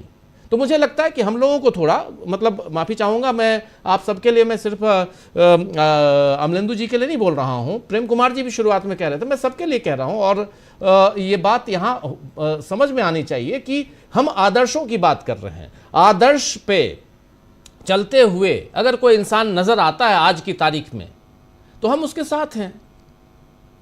लेकिन आप आदर्शों को किनारे रखते हुए जिन लोगों ने आपको चुना उनको आप धता बताते हुए आप अपना रास्ता, क्योंकि आज आप अगर इतनी ही क्षमता, इतनी ही हिम्मत है, सायोनी घोष सहित जितने भी है पहले इस्तीफा दे, फिर जाए बीजेपी ज्वाइन कर लेना। कौन मना कर रहा है आपको? है ताकत इतनी? नहीं है ताकत, तो फिर किन आदर्शों और फिर कौन से नेता हो आप भाई? कौन से जनप्रतिनिधि हो आप? चोर हो आप, जनप्रतिनिधि नहीं हो। आप वोटों की चोरी कर रहे हो, वही तो राहुल गांधी कह रहे हैं। आप या तो चुनाव के समय चोरी कर रहे हो, या आप जीतने के बाद आप पाला बदल ले रहे हो, यह भी तो चोरी है। यह समझना होगा। इन आदर्शों का अगर पालन नहीं कोई कर रहा है, और इस देश को देखिए, निराश होने की जरूरत नहीं है। मुझे लग रहा है कि हमारे पैनलिस्ट साथियों, आप लोगों से माफी चाहूंगा, आप लोगों में भी निराशा जो है वो धीरे धीरे मैं देख रहा हूं कि बढ़ रही है। निराश होने की जरूरत नहीं है, सब कुछ खत्म नहीं हो गया है। या राहुल गांधी ही एक ऐसी प्रतिमूर्ति नहीं है। इंसान छोड़ दीजिए, मैं प्रतिमूर्ति की बात कर रहा हूं कि भाई उनको देख के और उनके सामने हाथ जोड़ के और सब कुछ ठीक हो जाएगा। भाई आपको हमको भी, सबसे पहले आप और हम तो पहले अपनी निराशा को खत्म करें। हम लोग निराश होते जा रहे हैं, मुझे दिखाई दे रहा है। प्रफुल्ल जी आपके पास आना चाहता हूं। राजीव जी, मैं बिल्कुल निराश नहीं हूं। नहीं, मैं आपकी बात ही नहीं कर रहा हूं। मैं हम लोगों में, हम में सब हैं, we the people of India, मैं उसकी बात कर रहा हूं। मैं संविधान के पहली लाइन की बात कर रहा हूं। हमसे मतलब हम यहाँ 6 लोग हैं, इसकी बात नहीं कर रहा हूं। हमारे ये देखने वाले लोग जो इस लाइव को देख रहे हैं, जो इसको बाद में देखेंगे या नहीं देखेंगे, उनके लिए भी कह रहा हूं। निराशा 60% लोगों में है, चुन के लाने वाले मात्र 40% लोग हैं, 37% लोग हैं। निराश 60% लोग हैं। वो क्यों निराश हैं? और मैं अमलेंदु जी आपकी बात नहीं कर रहा। हम लोग वी आर जर्नलिस्ट, हम लोग इन्फ्लुएंसर भी हैं। हमारी बातों को से लोग इन्फ्लुएंस होते हैं, तो हमको तो सोचना होगा कि हम कौन सी बात करें, किन शब्दों का प्रयोग करें, कौन सी बात करें, किस ढंग से करें, ताकि लोगों में निराशा न जाए। हम कम से कम कुछ पॉजिटिविटी तो डालने की कोशिश करें, यह हमारा फर्ज बनता है। इसलिए मैं कह रहा हूं, और मैं आपको नहीं कह रहा हूं अमलेंदु जी, ना ही प्रेम कुमार जी को कह रहा हूं। मैं आप लोगों का नाम लिया, लेकिन माफी चाहता हूं, मैं आपको नहीं, मैं उस we the people of India की बात कर रहा हूं। उसकी बात, हम भारत के लोग, इसकी बात कर रहा हूं। और इसलिए यहां पर सायोनी टाइप के कई लोग आएंगे जाएंगे, लेकिन हम वोटर्स को, हम इस देश के नागरिक को यह पहचानने की जरूरत है कि आखिर आप किसको चुन रहे हैं। पाला बदल लेते हैं लोग, क्या करेंगे? लेकिन ऐसे लोगों को आइडेंटिफाई कीजिए। कल को फिर से वो आ जाएंगे आपके पास और फिर आपको सिर आंखों पे बैठाएंगे, तब तो आपकी गलती है। आपको उस समय तो पहचानना होगा कि किसने आपके साथ दगाबाजी की है। प्रफुल्ल जी आपके पास आऊं आपसे पहले, और स्वामी जी थोड़ा आज आपको मैं जगा के रखना चाहता हूं, थोड़ा सा रुकिएगा। और ये नींद आने नहीं, नींद तोड़ने का वक्त है, इसलिए आपको जगाना चाहता हूं मैं। थोड़ा सा रुकिएगा स्वामी जी, और ज़रा इनको एक बाइट सुनते हैं। और बाइट है ये, कीर्ति आज़ाद के साथ गई थी, क्या नाम है इनका, ज़रा बाइट लेके आइए फटाफट। सागरिका घोष को सुनते हैं, ज़रा सुनिए। मैम क्या बात हुई स्पीकर सर से आपने मुलाकात हमने चिट्ठी दी है स्पीकर साहब को कि इस तरह से जो तृणमूल कांग्रेस को तोड़ना चाहते हैं, जो अलग से लोकसभा के अंदर एक जुट बनाना चाहते हैं, ये संविधान के बिल्कुल खिलाफ है। संविधान इसको अलाउ नहीं करता है, ये संविधान के विपरीत है, ये कानून के विपरीत है। स्पीकर साहब से मुलाकात हुई कि नहीं हुई आपकी? इस तरह से आप अपनी नैतिक कमजोरी दिखा रहे हैं कि जब पार्टी हार जाती है, जिस चिन्ह के तले आप जीत कर आए हैं, जिस लीडर के फोटो के नीचे आप जीत कर आए हैं, जब वो पार्टी हार जाती है उसी पार्टी को छोड़ रहे हैं, उसी लीडर को छोड़ रहे हैं। हमने चिट्ठी दी है। चलो मंडल। तो चिट्ठी देने के बाद निकले, एक तरफ सागरिका घोष निकली और दूसरी तरफ ये चिट्ठी कहाँ लेके गए थे, जो साथी बाद में जुड़े हैं बता दूं कि ये चिट्ठी दी गई है लोकसभा अध्यक्ष ओम बिरला साहब को। ओम बिरला साहब के बारे में क्या ही कहूँ, कितनी बात सुनेंगे, कितनी चिट्ठी मानेंगे, लेकिन हाँ, जो देश का संविधान कहता है, जो नियम कायदे हैं, उसका पालन करना चाहिए। और ये वो लोग हैं जो बागी गुट से नहीं हैं, ये वो लोग हैं जो तृणमूल कांग्रेस के आज भी सच्चे उसके सांसद हैं, उसके कार्यकर्ता हैं, उसके मेंबर हैं। वो लोग हैं जो आज भी टिके हुए हैं और वो बंगाल की खाड़ी से उठने वाले तूफान में उनका कोई कुछ डिगा नहीं पा रहा है। ये वैसे लोग हैं। कितना तूफान आया हुआ है प्रफुल्ल जी, ज़रा ये बताइए, ये तूफान क्या दिल्ली तक आने वाला है या वहीं सिमट जाने वाला है? ऐसे भी अब तो धीरे धीरे मौसम जो है वो बदलता हुआ नज़र आ रहा है और मानसून सत्र भी आएगा और मानसून भी आएगा, देश में आ चुका है। जी सभी को नमस्कार। और ये तूफान दिल्ली तक निश्चित रूप से जाएगा और ये बात यहाँ तक रुकने वाली नहीं है। अभी दिल्ली कलकत्ता से अधिक बेचैनी दिल्ली में है और कलकत्ते के लोग वहाँ पर जाकर के अपनी बात कह रहे हैं। ये वर्धमान पूर्व के सांसद हैं कीर्ति आज़ाद हमारे पश्चिम बंगाल में, और सागरिका घोष भी सांसद हैं और ये भी वहाँ पर गई हैं। तो उन्होंने अपनी बात कही है। उन्होंने कहा आपने बैठ देखा ही है। देखिए, इसमें हमें दिनकर की कविता याद आती है कि समर शेष है नहीं पाप का भागी केवल ब्याज, जो तटस्थ हैं समय लिखेगा उनका भी अपराध। तो ये जो तटस्थ लोग हैं उनका अपराध समय लिखेगा। राहुल गांधी के भाषण को मैं उसे कहता हूँ, उसमें शब्द आया भी है कि ये जो नीलकंठी विरासत से राहुल गांधी आते हैं, राहुल गांधी आज नीलकंठ जैसे दिख रहे हैं। यानी कि शिव की बात वो कह रहे थे, जिसने विष का पान करके शिष्ट की रक्षा की थी, उस प्रतीक का इस्तेमाल कर रहे हैं। कहते हैं वो ठीक ही कहते हैं कि प्रधानमंत्री आज्ञाकारी नौकर हो गए हैं, कॉम्प्रोमाइज हो गए हैं। वहाँ ईरान में जिस तरह से हमारे लोग मारे गए, उनकी लाश तक नहीं आ पा रही है। आपने कहा उसको कम्युनिटी गाइडलाइन के तहत दिखाया नहीं जा सकता है, लेकिन उसको देखा गया है, लोग देख रहे हैं अपने अपने तरीके से, लोग उसको देख रहे हैं।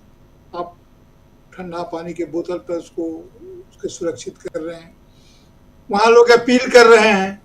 और वे हमारे वो सिविल जहाज है, वो कोई मिलिट्री जहाज नहीं था। वे लोग अपनी रक्षा नहीं कर सकते, उनकी रक्षा जो लोग करने के लिए वहाँ होने चाहिए उन लोगों ने कुछ नहीं किया। ये तो कहिए कि ओमान की तरफ से कुछ कोशिश हुई तो कुछ लोग बच गए।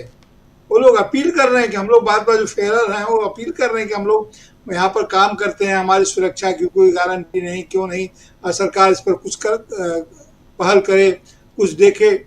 और जिस प्रकार से मार्क रूबियो ने कहा है कि हमको अमेरिका के निर्देशों का हम उसके कंप्लायर हैं, हम उनके अपराधी हैं, हमने उसको कंप्लायंस नहीं किया, इस तरह की बात कह रहे हैं।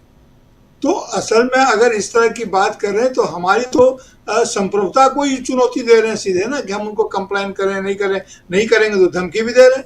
अपनी गलती नहीं स्वीकार कर रहे हैं कि उन्होंने कुछ गलत किया हमारे साथ, बल्कि उल्टा हम ही को कह रहे हैं कि आप अपने तरफ से एक सार्वजनिक जगह पर आप अपने तरफ से कुछ गाइडलाइंस अगर जारी कर भी दिया है आपने, तो किसी समिति से किसी से बात करके कोई वैश्विक संस्था ने उसको जारी किया है कि नहीं वहां लोग जा सकते हैं नहीं जा सकते हैं, कोई परवाह नहीं। आपके पूरे देश में हुकूमत चल रही है और हमारे प्रधानमंत्री चुप हैं। अभी फ्रांस गए हैं G7 की मीटिंग में, वहां पर होगी तो मैक्रो से गले मिल रहे हैं, हम लोगों ने देखा यहाँ पर। वो ठीक है कि वो आपका अधिकार है, वो सारा ऑप्टिक्स आप दिखाइए, लेकिन भारत के हित में क्या ला रहे हैं, भारत के हित में क्या ला रहे हैं, ये महत्वपूर्ण है। और संप्रभुता बेचना अपराध है सर। ये लोग जो हम लोग जब मतदान करते हैं तो क्या करते हैं, हम भारत के लोग संप्रभु हैं, हमारे संप्रभुता हमें नागरिकों में निहित है। नागरिक अपनी संप्रभुता को अपने जनप्रतिनिधियों में अंतरित करता है। जब आपको संप्रभुता, हमने अपनी संप्रभुता अंतरित कर दी तो कुछ शर्तों के आधार पर अंतरित की थी। अगर उन शर्तों का पालन नहीं होता है तो आप संप्रभुता के अपहरण का दोषी हैं। और राइट टू रिकॉल में यही बात, उसकी जमीन में, उसके मर्म में यही बात थी कि आप हमारे संप्रभुता को तहस नहस नहीं कर सकते हैं, मन माफिक उसका इस्तेमाल नहीं कर सकते हैं। लेकिन इन लोगों ने किया, ये करने जा रहे हैं, कर रहे हैं। ये राजनीति का बेशर्म चेहरा नहीं है, बल्कि ये राजनीति का आपराधिक चेहरा है जो इस तरह से जा रहे हैं। अभी अभी जो चुनाव हुआ है, तुरंत आपको ये ज्ञान हो गया कि नहीं, आप बहुत गलत जगह फंसे हुए थे। अगर जो भी जगह थी, अगर आप में यह कहने का इतना साहस, राजनीतिक साहस नहीं था, नैतिक साहस नहीं था, आज अपनी जगह पर टिके रहने का आप में कोई धैर्य नहीं है, आप हमारे जनप्रतिनिधि हो सकते हैं। इनको तो दल बदल जो लोग कर रहे हैं और ऐसे कठिन समय में कर रहे हैं जबकि ये हो रहा है, कोई प्रावधान नहीं, कोई विचार नहीं। ये ठीक है कि आपको हक है कि आप इसको करें। अब मन बना लिया आपने कि आप चले जाएंगे तृणमूल छोड़ के, ये आपके मन की बात नहीं है। और मन बनाने के पीछे का कारण क्या है यह जानना जरूरी है, क्योंकि अगर हम कारण नहीं जानेंगे तो हमको दिक्कत होगी। क्योंकि मन बना लेने से कोई नहीं काम कर सकता है। आपने जनप्रतिनिधि का दायित्व लिया है, आपने अभ्यावेदन दिया था, आपने जो नॉमिनेशन फाइल किया था उसमें आपने शर्तें बताई थी कि आप क्या क्या करेंगे। रही बात कानून की, तो जो धोखेबाज लोग हैं, कानून बनता है उन लोगों के लिए जिनके मन में, जिनका नैतिक मेरुदंड, जिनकी नैतिक रीढ़ टिकी हुई है, खड़ी है, जो नैतिकता के सामने अपने आप को जवाबदेह मानते हैं, जो कानून के मामले में अपने आप को जवाबदेह मानते हैं, जिनका जन सरोकार जिंदा है। लेकिन जो लोग इस सब तमाम चीजों को खो चुके हैं, उनके मामले में कोई कानून काम नहीं करता है। कानून चाहे जितना बना ले, और अभी तो हमारे कानून के प्रतिपालक, उसका प्रतिपालन कराने वाले साथी भी उन्हीं के साथ हो लिए हैं। तो ऐसी स्थिति में अगर हम भारतीय जनता करे तो करे क्या। राहुल गांधी ने बिल्कुल सही कहा है, वो उनकी बात को लेकर के हम बार बार कह रहे हैं। आपने भी कहा कि हम जब कल वो बात करेंगे तो क्या हम उन्हीं के पीछे हमेशा रहें, गलत करेंगे, गलत कहेंगे। लेकिन वो बात सही है। लेकिन इस समय में पूरे देश की जो आशा की किरणें हैं वो राहुल गांधी के आश्वासन पर ही टिकी हुई हैं, क्योंकि और कोई लड़ता हुआ दिख नहीं रहा है उस तरह से। इसलिए हमें इस बात को बार बार, और हमारे साथियों को भी ये बात बार बार समझनी होगी कि राहुल गांधी की नीतियों, उनकी बातों को, उनके बयानों को, जब वो कहते हैं खून की बात, सिर कटने की बात, तो हमें इंदिरा गांधी की याद आती है, जिसने कहा था कि हमारे शरीर का आखिरी कतरा तक देश के काम आएगा, और उसके बाद उनकी शहादत हुई थी। इतना भावुक भाषण, और कितने दिल की गहराई से राहुल गांधी ने ये बात कही होगी कि सिर कट जाएगा लेकिन मैं डिगूंगा नहीं। और अपने तमाम इंडिया गठबंधन को चाहिए, इंडिया गठबंधन सुनो, राहुल गांधी को सुनो, जिसने कहा इंडिया गठबंधन के साथियों को ये सुनना चाहिए कि किस लड़ाई किससे है। चूंकि डेमोक्रेटिक फ्रेमवर्क टूट चुका है। बहुत पहले कांग्रेस के भवन में ही इन्होंने, राहुल गांधी जी ने कहा था जब उद्घाटन हो रहा था तब, कि हमारी लड़ाई इंडिया स्टेट से है, किसी एक पार्टी से नहीं है। उस समय बहुत सारे लोगों ने, पत्रकारों ने लिखा कि राहुल गांधी भारत के खिलाफ लड़ रहे हैं। जबकि कोई भी केस होता है सरकार के खिलाफ तो इंडिया स्टेट का ही केस होता है। पूरा सुप्रीम कोर्ट के हर जजमेंट में लिखा, जो संबंधित जजमेंट है उसमें यही तो लिखा रहता है, स्टेट वर्सेस अमुक, स्टेट वर्सेस अमुक।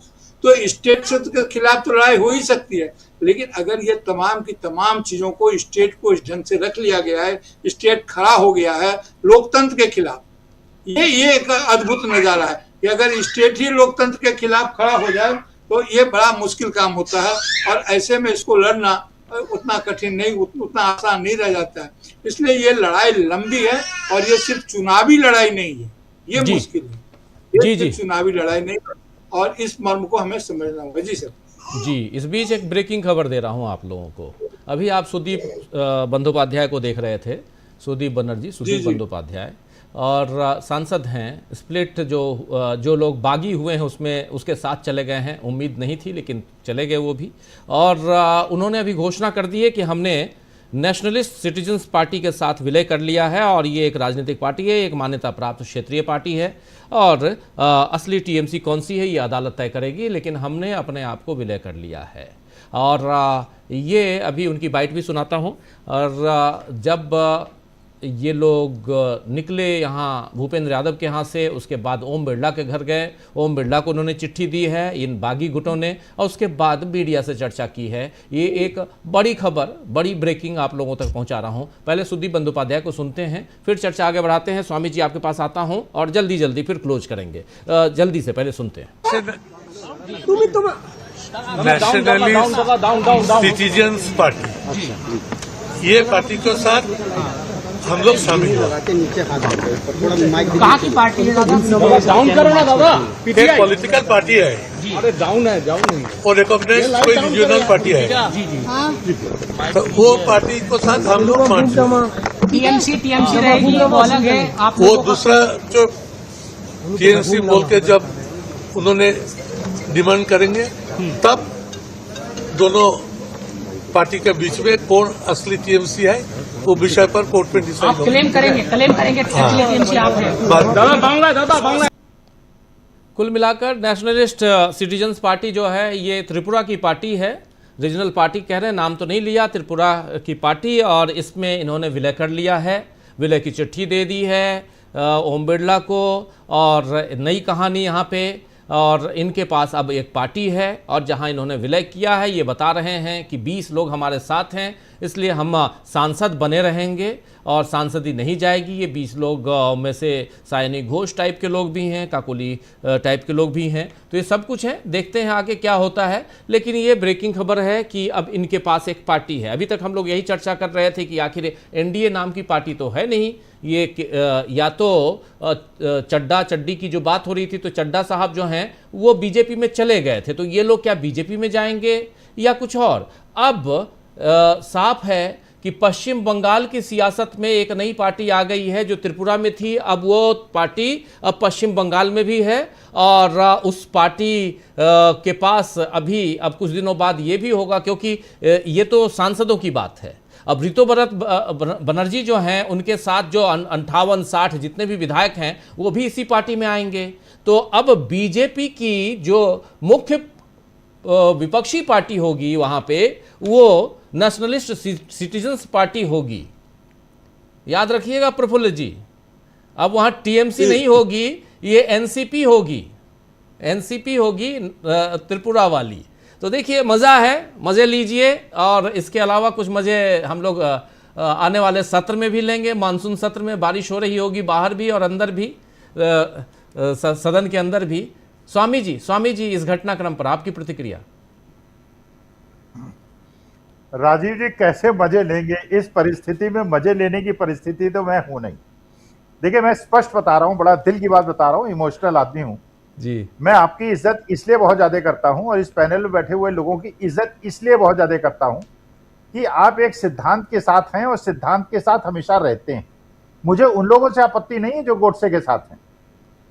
जो लोग गोडसे के साथ हैं वो गोडसे के साथ रहें, लेकिन अगर वो भी गांधीवाद की तरफ आएंगे मैं उनकी भी निंदा करूंगा।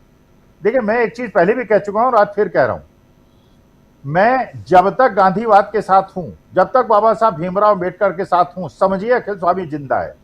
और जिस दिन मैंने गोडसे की बात करनी शुरू कर दी और जिस दिन मैंने संविधान की हत्या करने की बात कर दी, या तो मैं बिक गया या मैं मर गया। देखिए सवाल यह है, मैं गोदी मीडिया में जाता हूं, आप भी जानते हैं और बाकी पैनलिस्ट भी जानते हैं। आज तक एक भी गोदी मीडिया की डिबेट अगर आप ढूंढ लें जहां मैंने अपने सिद्धांतों से 1 इंच भी समझौता किया हो। कई बार मेरा अपमान भी हुआ है वहां पर, बदतमीजी भी लोग करते हैं वहां पर। मुझे कहते हैं या यू यूट्यूबर्स, मैं उन्हें कहता हूं यू गोदी मीडिया, इसलिए कि मैं मानता हूं कि आज के तारीख में देश के लोकतंत्र संविधान को बचाने के लिए गोदी मीडिया हमारे साथ अन्याय कर रहा है। मैं वहां जाता हूं उन लोगों को उनकी औकात दिखाने की। और देखिए सीधी सी बात है, मेरे लिए भारतवर्ष का भविष्य अगर है तो गांधीवाद के साथ है, और जो भी गांधीवाद के साथ है, अम्बेडकरवाद के साथ है, नेहरूवाद के साथ है, देश की एकता अखंडता के साथ है, धार्मिक एकात्मकता के साथ है, मैं उसके साथ हूं। और अगर ये भी मैं आपको कह देता हूं, किसी दिन अगर मुझे लगा कि राजीव जी ने समझौता कर लिया, राजीव जी उस दिन मेरे आपसे जो मैं आपकी इज्जत करता हूं वो खत्म हो जाएगी। क्योंकि आप सिद्धांतों के साथ हैं, क्योंकि एक सिद्धांतों के साथ आप चल रहे हैं और सिद्धांतों के साथ आप अडिग हैं।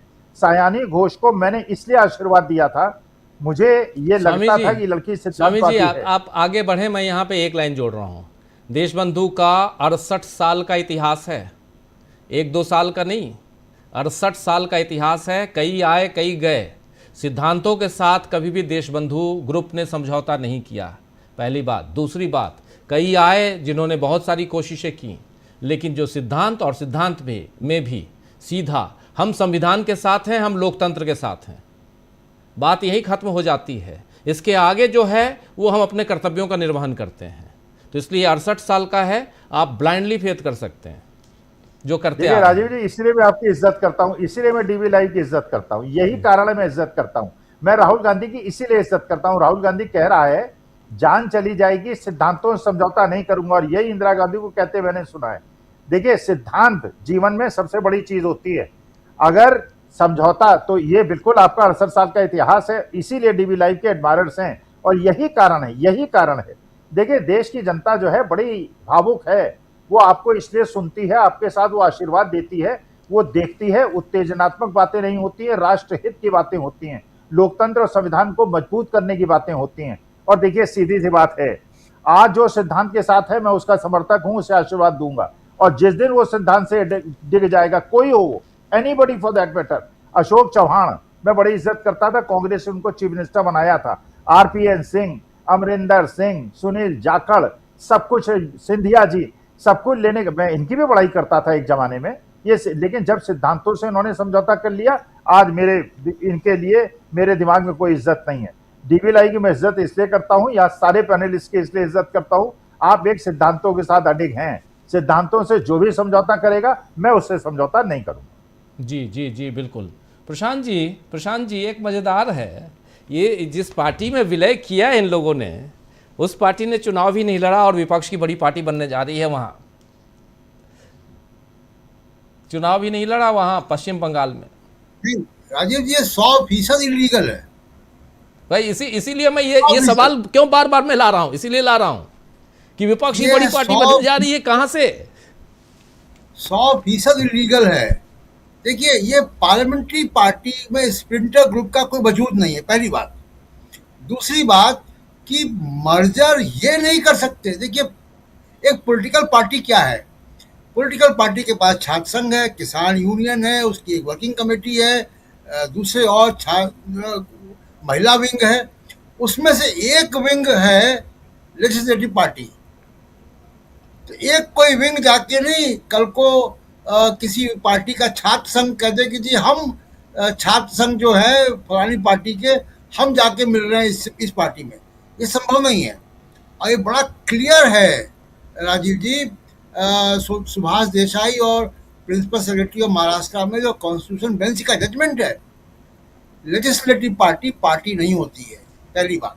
और पुराने ये लोकसभा के सेक्रेटरी जनरल कह चुके हैं, PD आचार्य, कि यह फैसला चुनाव आयोग में होना है, ये स्पीकर के कमरे में फैसला नहीं होना है, ये फैसला चुनाव आयोग में होगा कि चुनाव आयोग में असली पार्टी कौन है।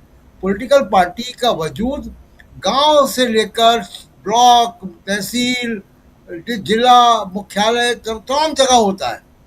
उन सब के अध्यक्ष हैं, पदाधिकारी हैं, जिसको ममता बनर्जी की पार्टी ने चुना है। उसमें कॉर्पोरेटर भी हैं तमाम, उसमें और ग्राम प्रधान भी होंगे, उसमें सरपंच भी होंगे। वो पॉलिटिकल पार्टी अपने आप में एक बड़ा स्ट्रक्चर है। ये 18-20 भगोड़े, ये कोई बस अड्डे में रेवड़ी बेचने वाले लोग नहीं है कि ये बस में बैठ गए, फिर अगली बस में बैठ गए, फिर दूसरी बस आई तो वहां बैठ गए। कानून बड़ा स्पष्ट है, इसलिए मैं कह रहा हूं कि 100% ये इलीगल है। अब इसमें सुप्रीम कोर्ट या बिरला साहब कुछ कर दें, बात अलग है। सुप्रीम कोर्ट ने मीनाक्षी नटराजन के मामले में जो फैसला किया है, सुप्रीम कोर्ट का मजाक उड़ रहा है। कानून को जानने वाले लोग मजाक उड़ा रहे हैं। तो सुप्रीम कोर्ट को मजाक उड़ाना है, अपने ऊपर चुटकुले लिखवाने हैं, तो इसको भी लीगल कर दें। लेकिन उन्हीं की, उसी सुप्रीम कोर्ट की संवैधानिक पीठ और चीफ जस्टिस का लिखा हुआ फैसला है कि स्प्लिंटर ग्रुप कुछ नहीं होता है, उसका कोई वजूद नहीं है। पहली बात, पार्लियामेंट्री पार्टी पार्टी नहीं होती, पार्टी पार्लियामेंट्री पार्टी के बाहर है, जो अभी ममता बनर्जी की पार्टी है।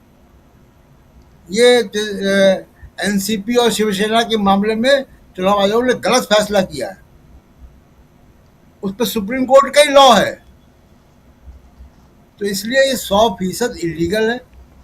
और दूसरी बात, जो बहुत अच्छा सुझाव जयशंकर जी ने दिया कि राइट टू रिकॉल आंदोलन होना चाहिए। कुछ राज्यों में कानून है, वो जिला पंचायतों के लिए हैं, लेकिन राइट टू रिकॉल का आंदोलन ममता बनर्जी को चलाना चाहिए। इन सांसदों के भगोड़ों का जीवन दुभर कर दें, इनका घेराव करें, इनको कहें कि इस्तीफा दो, इनके घर में बैठ जाए धरना देकर कि इस्तीफा दो तब निकलने देंगे। तो इनके खिलाफ एक बड़ा आंदोलन होना चाहिए। 41% vote share Mamata Banerjee SIR के बाद भी लेकर आई, ये चुन के वहां से आए हैं। और आपने ठीक कहा कि चोर है, ये 100% चोर है। इन्होंने वोटों की चोरी की है, लोकतंत्र की चोरी की है। तो जो इन्होंने ये कोई राष्ट्रीय पार्टी ले आए, क्या पार्टी का नाम बताया आपने? Nationalist citizens party of India, citizen party ले आए। ये सिटीजन पार्टी वगैरह ये इलीगल मूव है, 100% इलीगल है। आप याद कीजिए कि अभिषेक मनु सिंघवी जी ने भी यही कहा था आपको, आपने जब पॉडकास्ट किया था, उन्होंने भी जजमेंट को रिफर किया होगा, मुझे याद है। जी बिल्कुल किया था, रेफर किया था। और ये मर्जर वाली बात तो होती ही नहीं है, ये सब भी बस वही है कि कोर्ट में फैसला जल्दी नहीं आता है, 5 साल निकल जाता है, कोई ध्यान नहीं देता है, 6 महीने 8 महीने। मर्जर का मतलब होता है राजीव जी कि तृणमूल कांग्रेस का वजूद खत्म हो जाए, वो मर्ज हो जाए इस पार्टी के अंदर, जो पार्टी है सिटीजन पार्टी के अंदर। जैसे कांग्रेस पार्टी में कई पार्टियां मर्ज होती हैं, तो वो पार्टियां बाहर एग्जिस्ट नहीं करती हैं जी। तो तृणमूल कांग्रेस फिर एग्जिस्ट नहीं करेगी, वो मर्ज हो जाएगी। ममता बनर्जी, उनका दफ्तर, उनके ऑफिस बेयर सब वहां पहुंच जाएंगे।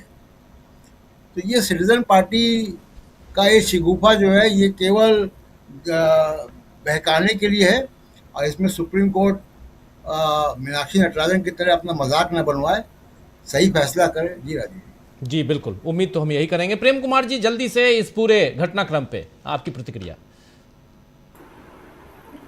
जी राजीव जी, जो नई पार्टी का नाम सामने आया है, निश्चित रूप से ये है कि जैसे ही वो नई पार्टी में शामिल होते हैं, वैसे ही तृणमूल कांग्रेस सुरक्षित हो जाती है। आज की जो है तृणमूल कांग्रेस, इसका मतलब है कि आपने चाहे जिस परिस्थिति में एक नई पार्टी को ज्वाइन कर लिया, अडॉप्ट कर लिया, यानी आप तृणमूल कांग्रेस में नहीं रहे, ये भी तय होता है। अब उसके बाद कहेंगे कि अदालत का क्या फैसला आता है और चुनाव आयोग का क्या फैसला आता है, तो आपको चुनाव आयोग में जाना चाहिए था, वहां फैसले का इंतजार करना चाहिए था, और तब तक अलग गुट के रूप में बने रहना चाहिए था। अब अलग गुट के रूप में नहीं है, आप एक पार्टी के मेंबर हो गए, उसमें शामिल हो गए, तो ये एक तरह से ममता बनर्जी और जो मूल तृणमूल कांग्रेस है उसके लिए ये राहत भरी खबर है कि अब उनका चुनाव चिन्ह कोई नहीं छीन सकता, उनके पार्टी के दफ्तर पर कोई दावा नहीं बोल सकता, उनके फंड पर कोई दावा नहीं कर सकता। ये सारी चीजें उनको सुरक्षित बनाती हैं या बनानी चाहिए, मेरे ख्याल में कह रहा हूं, क्योंकि एक स्टेट लेवल पर भी है। और जब एक पार्टी स्टेट लेवल पर उसमें शामिल हो जाए, नेशनल सिटीजन पार्टी में, और वो एनडीए का पार्ट हो जाए, तो फिर किसी भी तरह से उसको नेता प्रतिपक्ष का दर्जा भी नहीं मिल सकता। जब आप एनडीए में हैं तो नेता प्रतिपक्ष कैसे होंगे पश्चिम बंगाल में? ये भी नहीं हो सकता। तो इस तरह से हमें लगता है कि ये एक रोचक जो है घटनाक्रम है, जिस पर नजर रखनी होगी। और तृणमूल कांग्रेस के लिए ये अच्छी खबर है कि उन्होंने एक नई पार्टी ज्वाइन कर ली है। जी जी जी जी बिल्कुल बिल्कुल बिल्कुल, आप सही कह रहे हैं। ज़रा जयशंकर जी, आप भी इन बारीकियों को बहुत नज़दीक से जानते हैं, समझते हैं, ज़रा बताइए क्या होने जा रहा है। मुझे ऐसा लग रहा था कि ऐसा ही लोग कुछ करेंगे, क्योंकि वो दिखाना होगा कि हमने अलग से कोई गुट नहीं बनाया है, बल्कि हम पार्टी में विलय कर गए हैं। थोड़ी बेशर्मी और दिखाना चाहिए था इन लोगों को कि भाई अगर करना ही है तो बीजेपी में चले जाते। सीधी सी बात है। जिस तरह से राघव चड्ढा एंड कंपनी, वो लोग कोई गुट नहीं बनाए, वो गए सीधे सीधे एक ग्रुप बना करके कि 2/3। ये तस्वीर आ गई ओम बिरला से मिले हुए मुलाकात की तस्वीर सबकी। ये ओम बिरला से इतने लोग मिले हैं। अच्छा, कितने लोग हैं पता नहीं, खैर वो तो जरा गिन के बताता हूँ कितने लोग हैं, आप अपनी बात रखिए। गिन के देखिएगा। हाँ, लेकिन वो तो कितने लोगों ने समर्थन पत्र दिया है उसके आधार पे करेंगे जो भी फैसला करेंगे। लेकिन अब वो असल बात यही है कि मैं ये कह रहा हूँ कि 16 लोग दिखाई दे रहे हैं। 16-17 जो भी है। तो अब बेशर्मी में थोड़ा और इजाफा कर लेते ना, सीधे चले जाते बीजेपी में, कहते भाई देखिए हम 2/3 लोग हैं, हम लोग जा रहे हैं बीजेपी में शामिल हो रहे हैं। लेकिन वो क्या कहें, आप उसको हम यहाँ नहीं कर सकते हैं। लेकिन वही है कि मतलब चेहरा ढका रहे, भले कुछ और दिखता रहे, वो चेहरा इन लोगों का इन्होंने पेश किया है। अब नेशनलिस्ट सिटीजन्स पार्टी मतलब कोई मतलब नहीं है। बंगाल की राजनीति से कोई नहीं है, त्रिपुरा में भी उसका क्या है, उसके पास कई तो सांसद हैं, कई विधायक हैं, तो कुछ नहीं है। तो आप उसमें कैसे विलय कर सकते हैं। लेकिन ओम बिरला इसी को ढाल बनाएंगे, मुझे लगता है कल को वो कहेंगे कि साहब इन्होंने इस पार्टी में, भाई वो पार्टी का कोई संसदीय दल होना चाहिए ना जिसमें आपने विलय किया है। वो तो कुछ है नहीं यहाँ पे, आप ही सारे लोग हैं। तो अपनी अपनी परिभाषाएं अपने अपने ढंग से करेंगे। लेकिन वही है कि देखिए ये फासिस्ट और नाजी चेहरा है ये, और इसके लिए सब कुछ जायज़ है, सब अपने ढंग से करने जाएंगे। इसका एक ही जवाब है, जैसे मैंने पहले भी कहा था, अभी भी मैं वही कह रहा हूँ, राइट टू रिकॉल मूवमेंट को शुरू करना चाहिए। और ममता बनर्जी की पार्टी करे ना करे, लेकिन वहाँ के लोगों से करना चाहिए। वहाँ के जो लोग हैं, मुर्शिदाबाद से लेके जादवपुर और वो जंगीपुर और बहरामपुर और बाकी सारे क्षेत्र जितने हैं जहाँ से लोग जीत के आए हैं, टीएमसी वहाँ कहे कि भाई जवाब दो, आप बताओ, आपको हमने चुन के भेजा था, तो आप हमारे विश्वास पे खरे नहीं उतरे, आप रिजाइन करो, आप चुनाव लड़के आओ, जीत के आओ, कोई बात नहीं है भाई। पार्टी आप छोड़ दीजिए, अगर आपको नहीं जम रहा है वहाँ पे तो ठीक है, पार्टी छोड़ करके आप इस्तीफा दीजिए और जीत के आइए, किसी पार्टी के टिकट पे आइए, जीत के आइए, जैसा भी करना हो करिए। तो वो तो आप कर नहीं रहे हैं। आपने क्या मजाक बनाया, मतलब इससे बड़ा राजनीतिक प्रहसन कुछ हो सकता है क्या कि जिस पार्टी का कोई वजूद नहीं उस पार्टी में शामिल हो रहे हैं। और कल को देखिएगा बड़ी बेशर्मी के साथ फैसला दिया जाएगा कि हाँ साहब ये तो विलय हो गया इनका, क्योंकि सुप्रीम कोर्ट ने कहा था ना उस समय कि भाई आप अलग गुट नहीं बना सकते, एनसीपी का, ये शिवसेना का अलग से गुट नहीं बना सकते हैं। लेकिन वो चूंकि वो मामला लटका हुआ था कि भाई पहले ही रिजाइन कर दिया था उद्धव ठाकरे ने, इसलिए कहा कि वो आप चूंकि अगर विश्वास मत हासिल करते तो हम फैसला उस पर कर सकते थे। इस मामले में यही है कि बड़ी बेशर्मी के साथ इन लोगों ने एक ऐसा स्टेप उठाया, हमको लगता है कि सुविचारित है, कहीं ना कहीं से आपस में राय मसला करके किया होगा ताकि इस तरह की बात हो और उसको लोकसभा अध्यक्ष जो है बना करके ढाल बना कर दे दें। राघव चड्ढा का मामला अलग है, क्योंकि राघव चड्ढा के साथ जितने लोग थे, 7-8 एमपी जो थे, वो भाजपा में शामिल हुए और उन्होंने कहा कि देखो हमारे पास 2/3 है, तो ठीक है वो शामिल हो गए। उसी तरह आप भी हो जाइए, कहिए कि हमारे पास 2/3 हैं, हम 20 एमपी हैं, हम लोग भाजपा में शामिल हो रहे हैं। एनडीए में और एनसीपी और ये सब बना करके तो काम नहीं चलने वाला है। अब देखना यही होगा कि लोकसभा अध्यक्ष का क्या फैसला आता है, क्या नहीं आता है, ये देखने वाली बात होगी। जी बिल्कुल बिल्कुल, जल्दी से। अब तो नई पार्टी मिल गई पश्चिम बंगाल में, प्रफुल्ल जी है ना, गीता में बताया गया है कि यथावसान से, यथा वो मरने के बाद जो नया वस्त्र मिलता है, यथावसान से जीर्णानि नरोपराणि, तो वो ये है कि मृत्यु के बाद नया शरीर मिलता है, तो इनको नया शरीर मिला है, तो वो ठीक है कि उसका कानूनी फैसला जो होगा वो करेंगे, स्पीकर महोदय करेंगे, अदालत करेंगे। जब सारी चीजें एक तरफा ही है, जब न्याय के प्रति लोगों की जो आस्था वगैरह है उस पर क्या कहना है। लेकिन ये लड़ाई लंबी है, ये कहीं जाकर के मिले कुछ भी करें, लेकिन इनका अपराध छिपाए छिपता नहीं। इस पर भारत के लोगों को एक संकल्प, बार बार रघुवीर सहाय की एक पंक्ति हमेशा याद करनी चाहिए। अमलेंदु सर ने शुरू में रघुवीर सहाय की चर्चा की थी। रघुवीर सहाय ने ऐसे ही कठिन घड़ी में 67-68 में लिखा होगा जब उन्होंने लिखा था कि मैं बोलूँगा, लोग अक्सर बोलते हैं कि आपके बोलने से क्या होगा। तो रघुवीर साई की कविता में जानते हैं, रघुवीर साई जिस ढंग के कवि थे कि मैं बोलूँगा तो कुछ नहीं टूटेगा, कुछ नहीं होगा, मैं बोलूँगा तो कुछ नहीं होगा, न टूटे सत्ता का तिला मेरे अंदर का, कायर तो टूटेगा। यह वह वक्त है जब अपने अंदर के कायर से भी लड़ने की जरूरत है। अपने कायर से अगर हम लड़ेंगे तो ये लोकतंत्र हमारा बचेगा। मैं पहले भी इस बात को कहता रहा हूँ, दोबारा दोहरा रहा हूँ कि ये जनप्रतिनिधियों की राजनीति का समय नहीं है, क्योंकि जनप्रतिनिधि हमारे विश्वास की रक्षा नहीं कर पा रहे हैं। हम लोग उनको अपनी संप्रभुता सौंपते हैं, उस संप्रभुता का वो व्यवसाय कर ले। इसीलिए ये जनता की राजनीति में भागीदारी का, संघर्ष का मामला है, ताकि कोई भी जनप्रतिनिधि अपना दल बदलने के, अपने विश्वासघात करने के पहले, जनता से विश्वासघात करने के पहले कम से कम 2 बार नहीं तो 3 बार नहीं तो 2 बार तो जरूर सोचे कि उनके करने का इसका नतीजा क्या होगा। और तभी राइट टू रिकॉल की जिसकी चर्चा हम लोग कर रहे हैं, राइट टू रिकॉल तो जेपी मूवमेंट के समय में बहुत जोरदार तरीके से उठा था, लेकिन अब नहीं अभी तक सफल हो पाया। आगे हो सकता है इलेक्टोरल रिफॉर्म हो सकता है, लेकिन फिलहाल जो हमारे पास है उसको बचाने के लिए लंबी लड़ाई की जरूरत है। सर जी जी जी, बिल्कुल बिल्कुल बिल्कुल। एक छोटा कमेंट, क्लोजिंग कमेंट, अमलेंदु जी आवाज अनम्यूट कीजिए। देखिए, फिलहाल कानून का रास्ता निकाल लिया गया है कि कानून में भी जाके पेच फंस जाए। अभी जो पश्चिम बंगाल में जो गए हैं 67 या 64 विधायक जो भी गए हैं राजीव जी, उस पर वहां के हाई कोर्ट ने पूछा है स्पीकर से कि क्या आप बिना मूल जो पेरेंटल पार्टी है उसकी अनुमति के आप विधानसभा नेता विरोधी दल तय कर सकते हैं, ये पूछा है। तो यानी ये मामला तो राजीव जी तब भी जाके फंसेगा कि अगर मूल पेरेंटल पार्टी जो वो अनुमति नहीं दे रही है तो आप इस तरीके से विभाजन कर सकते हैं। लेकिन बात वही है राजीव जी कि कानून अपनी जगह है, लेकिन कानून कब तय करेगा? जब तक कानून तय करेगा तब तक बीजेपी का काम हो चुका होगा।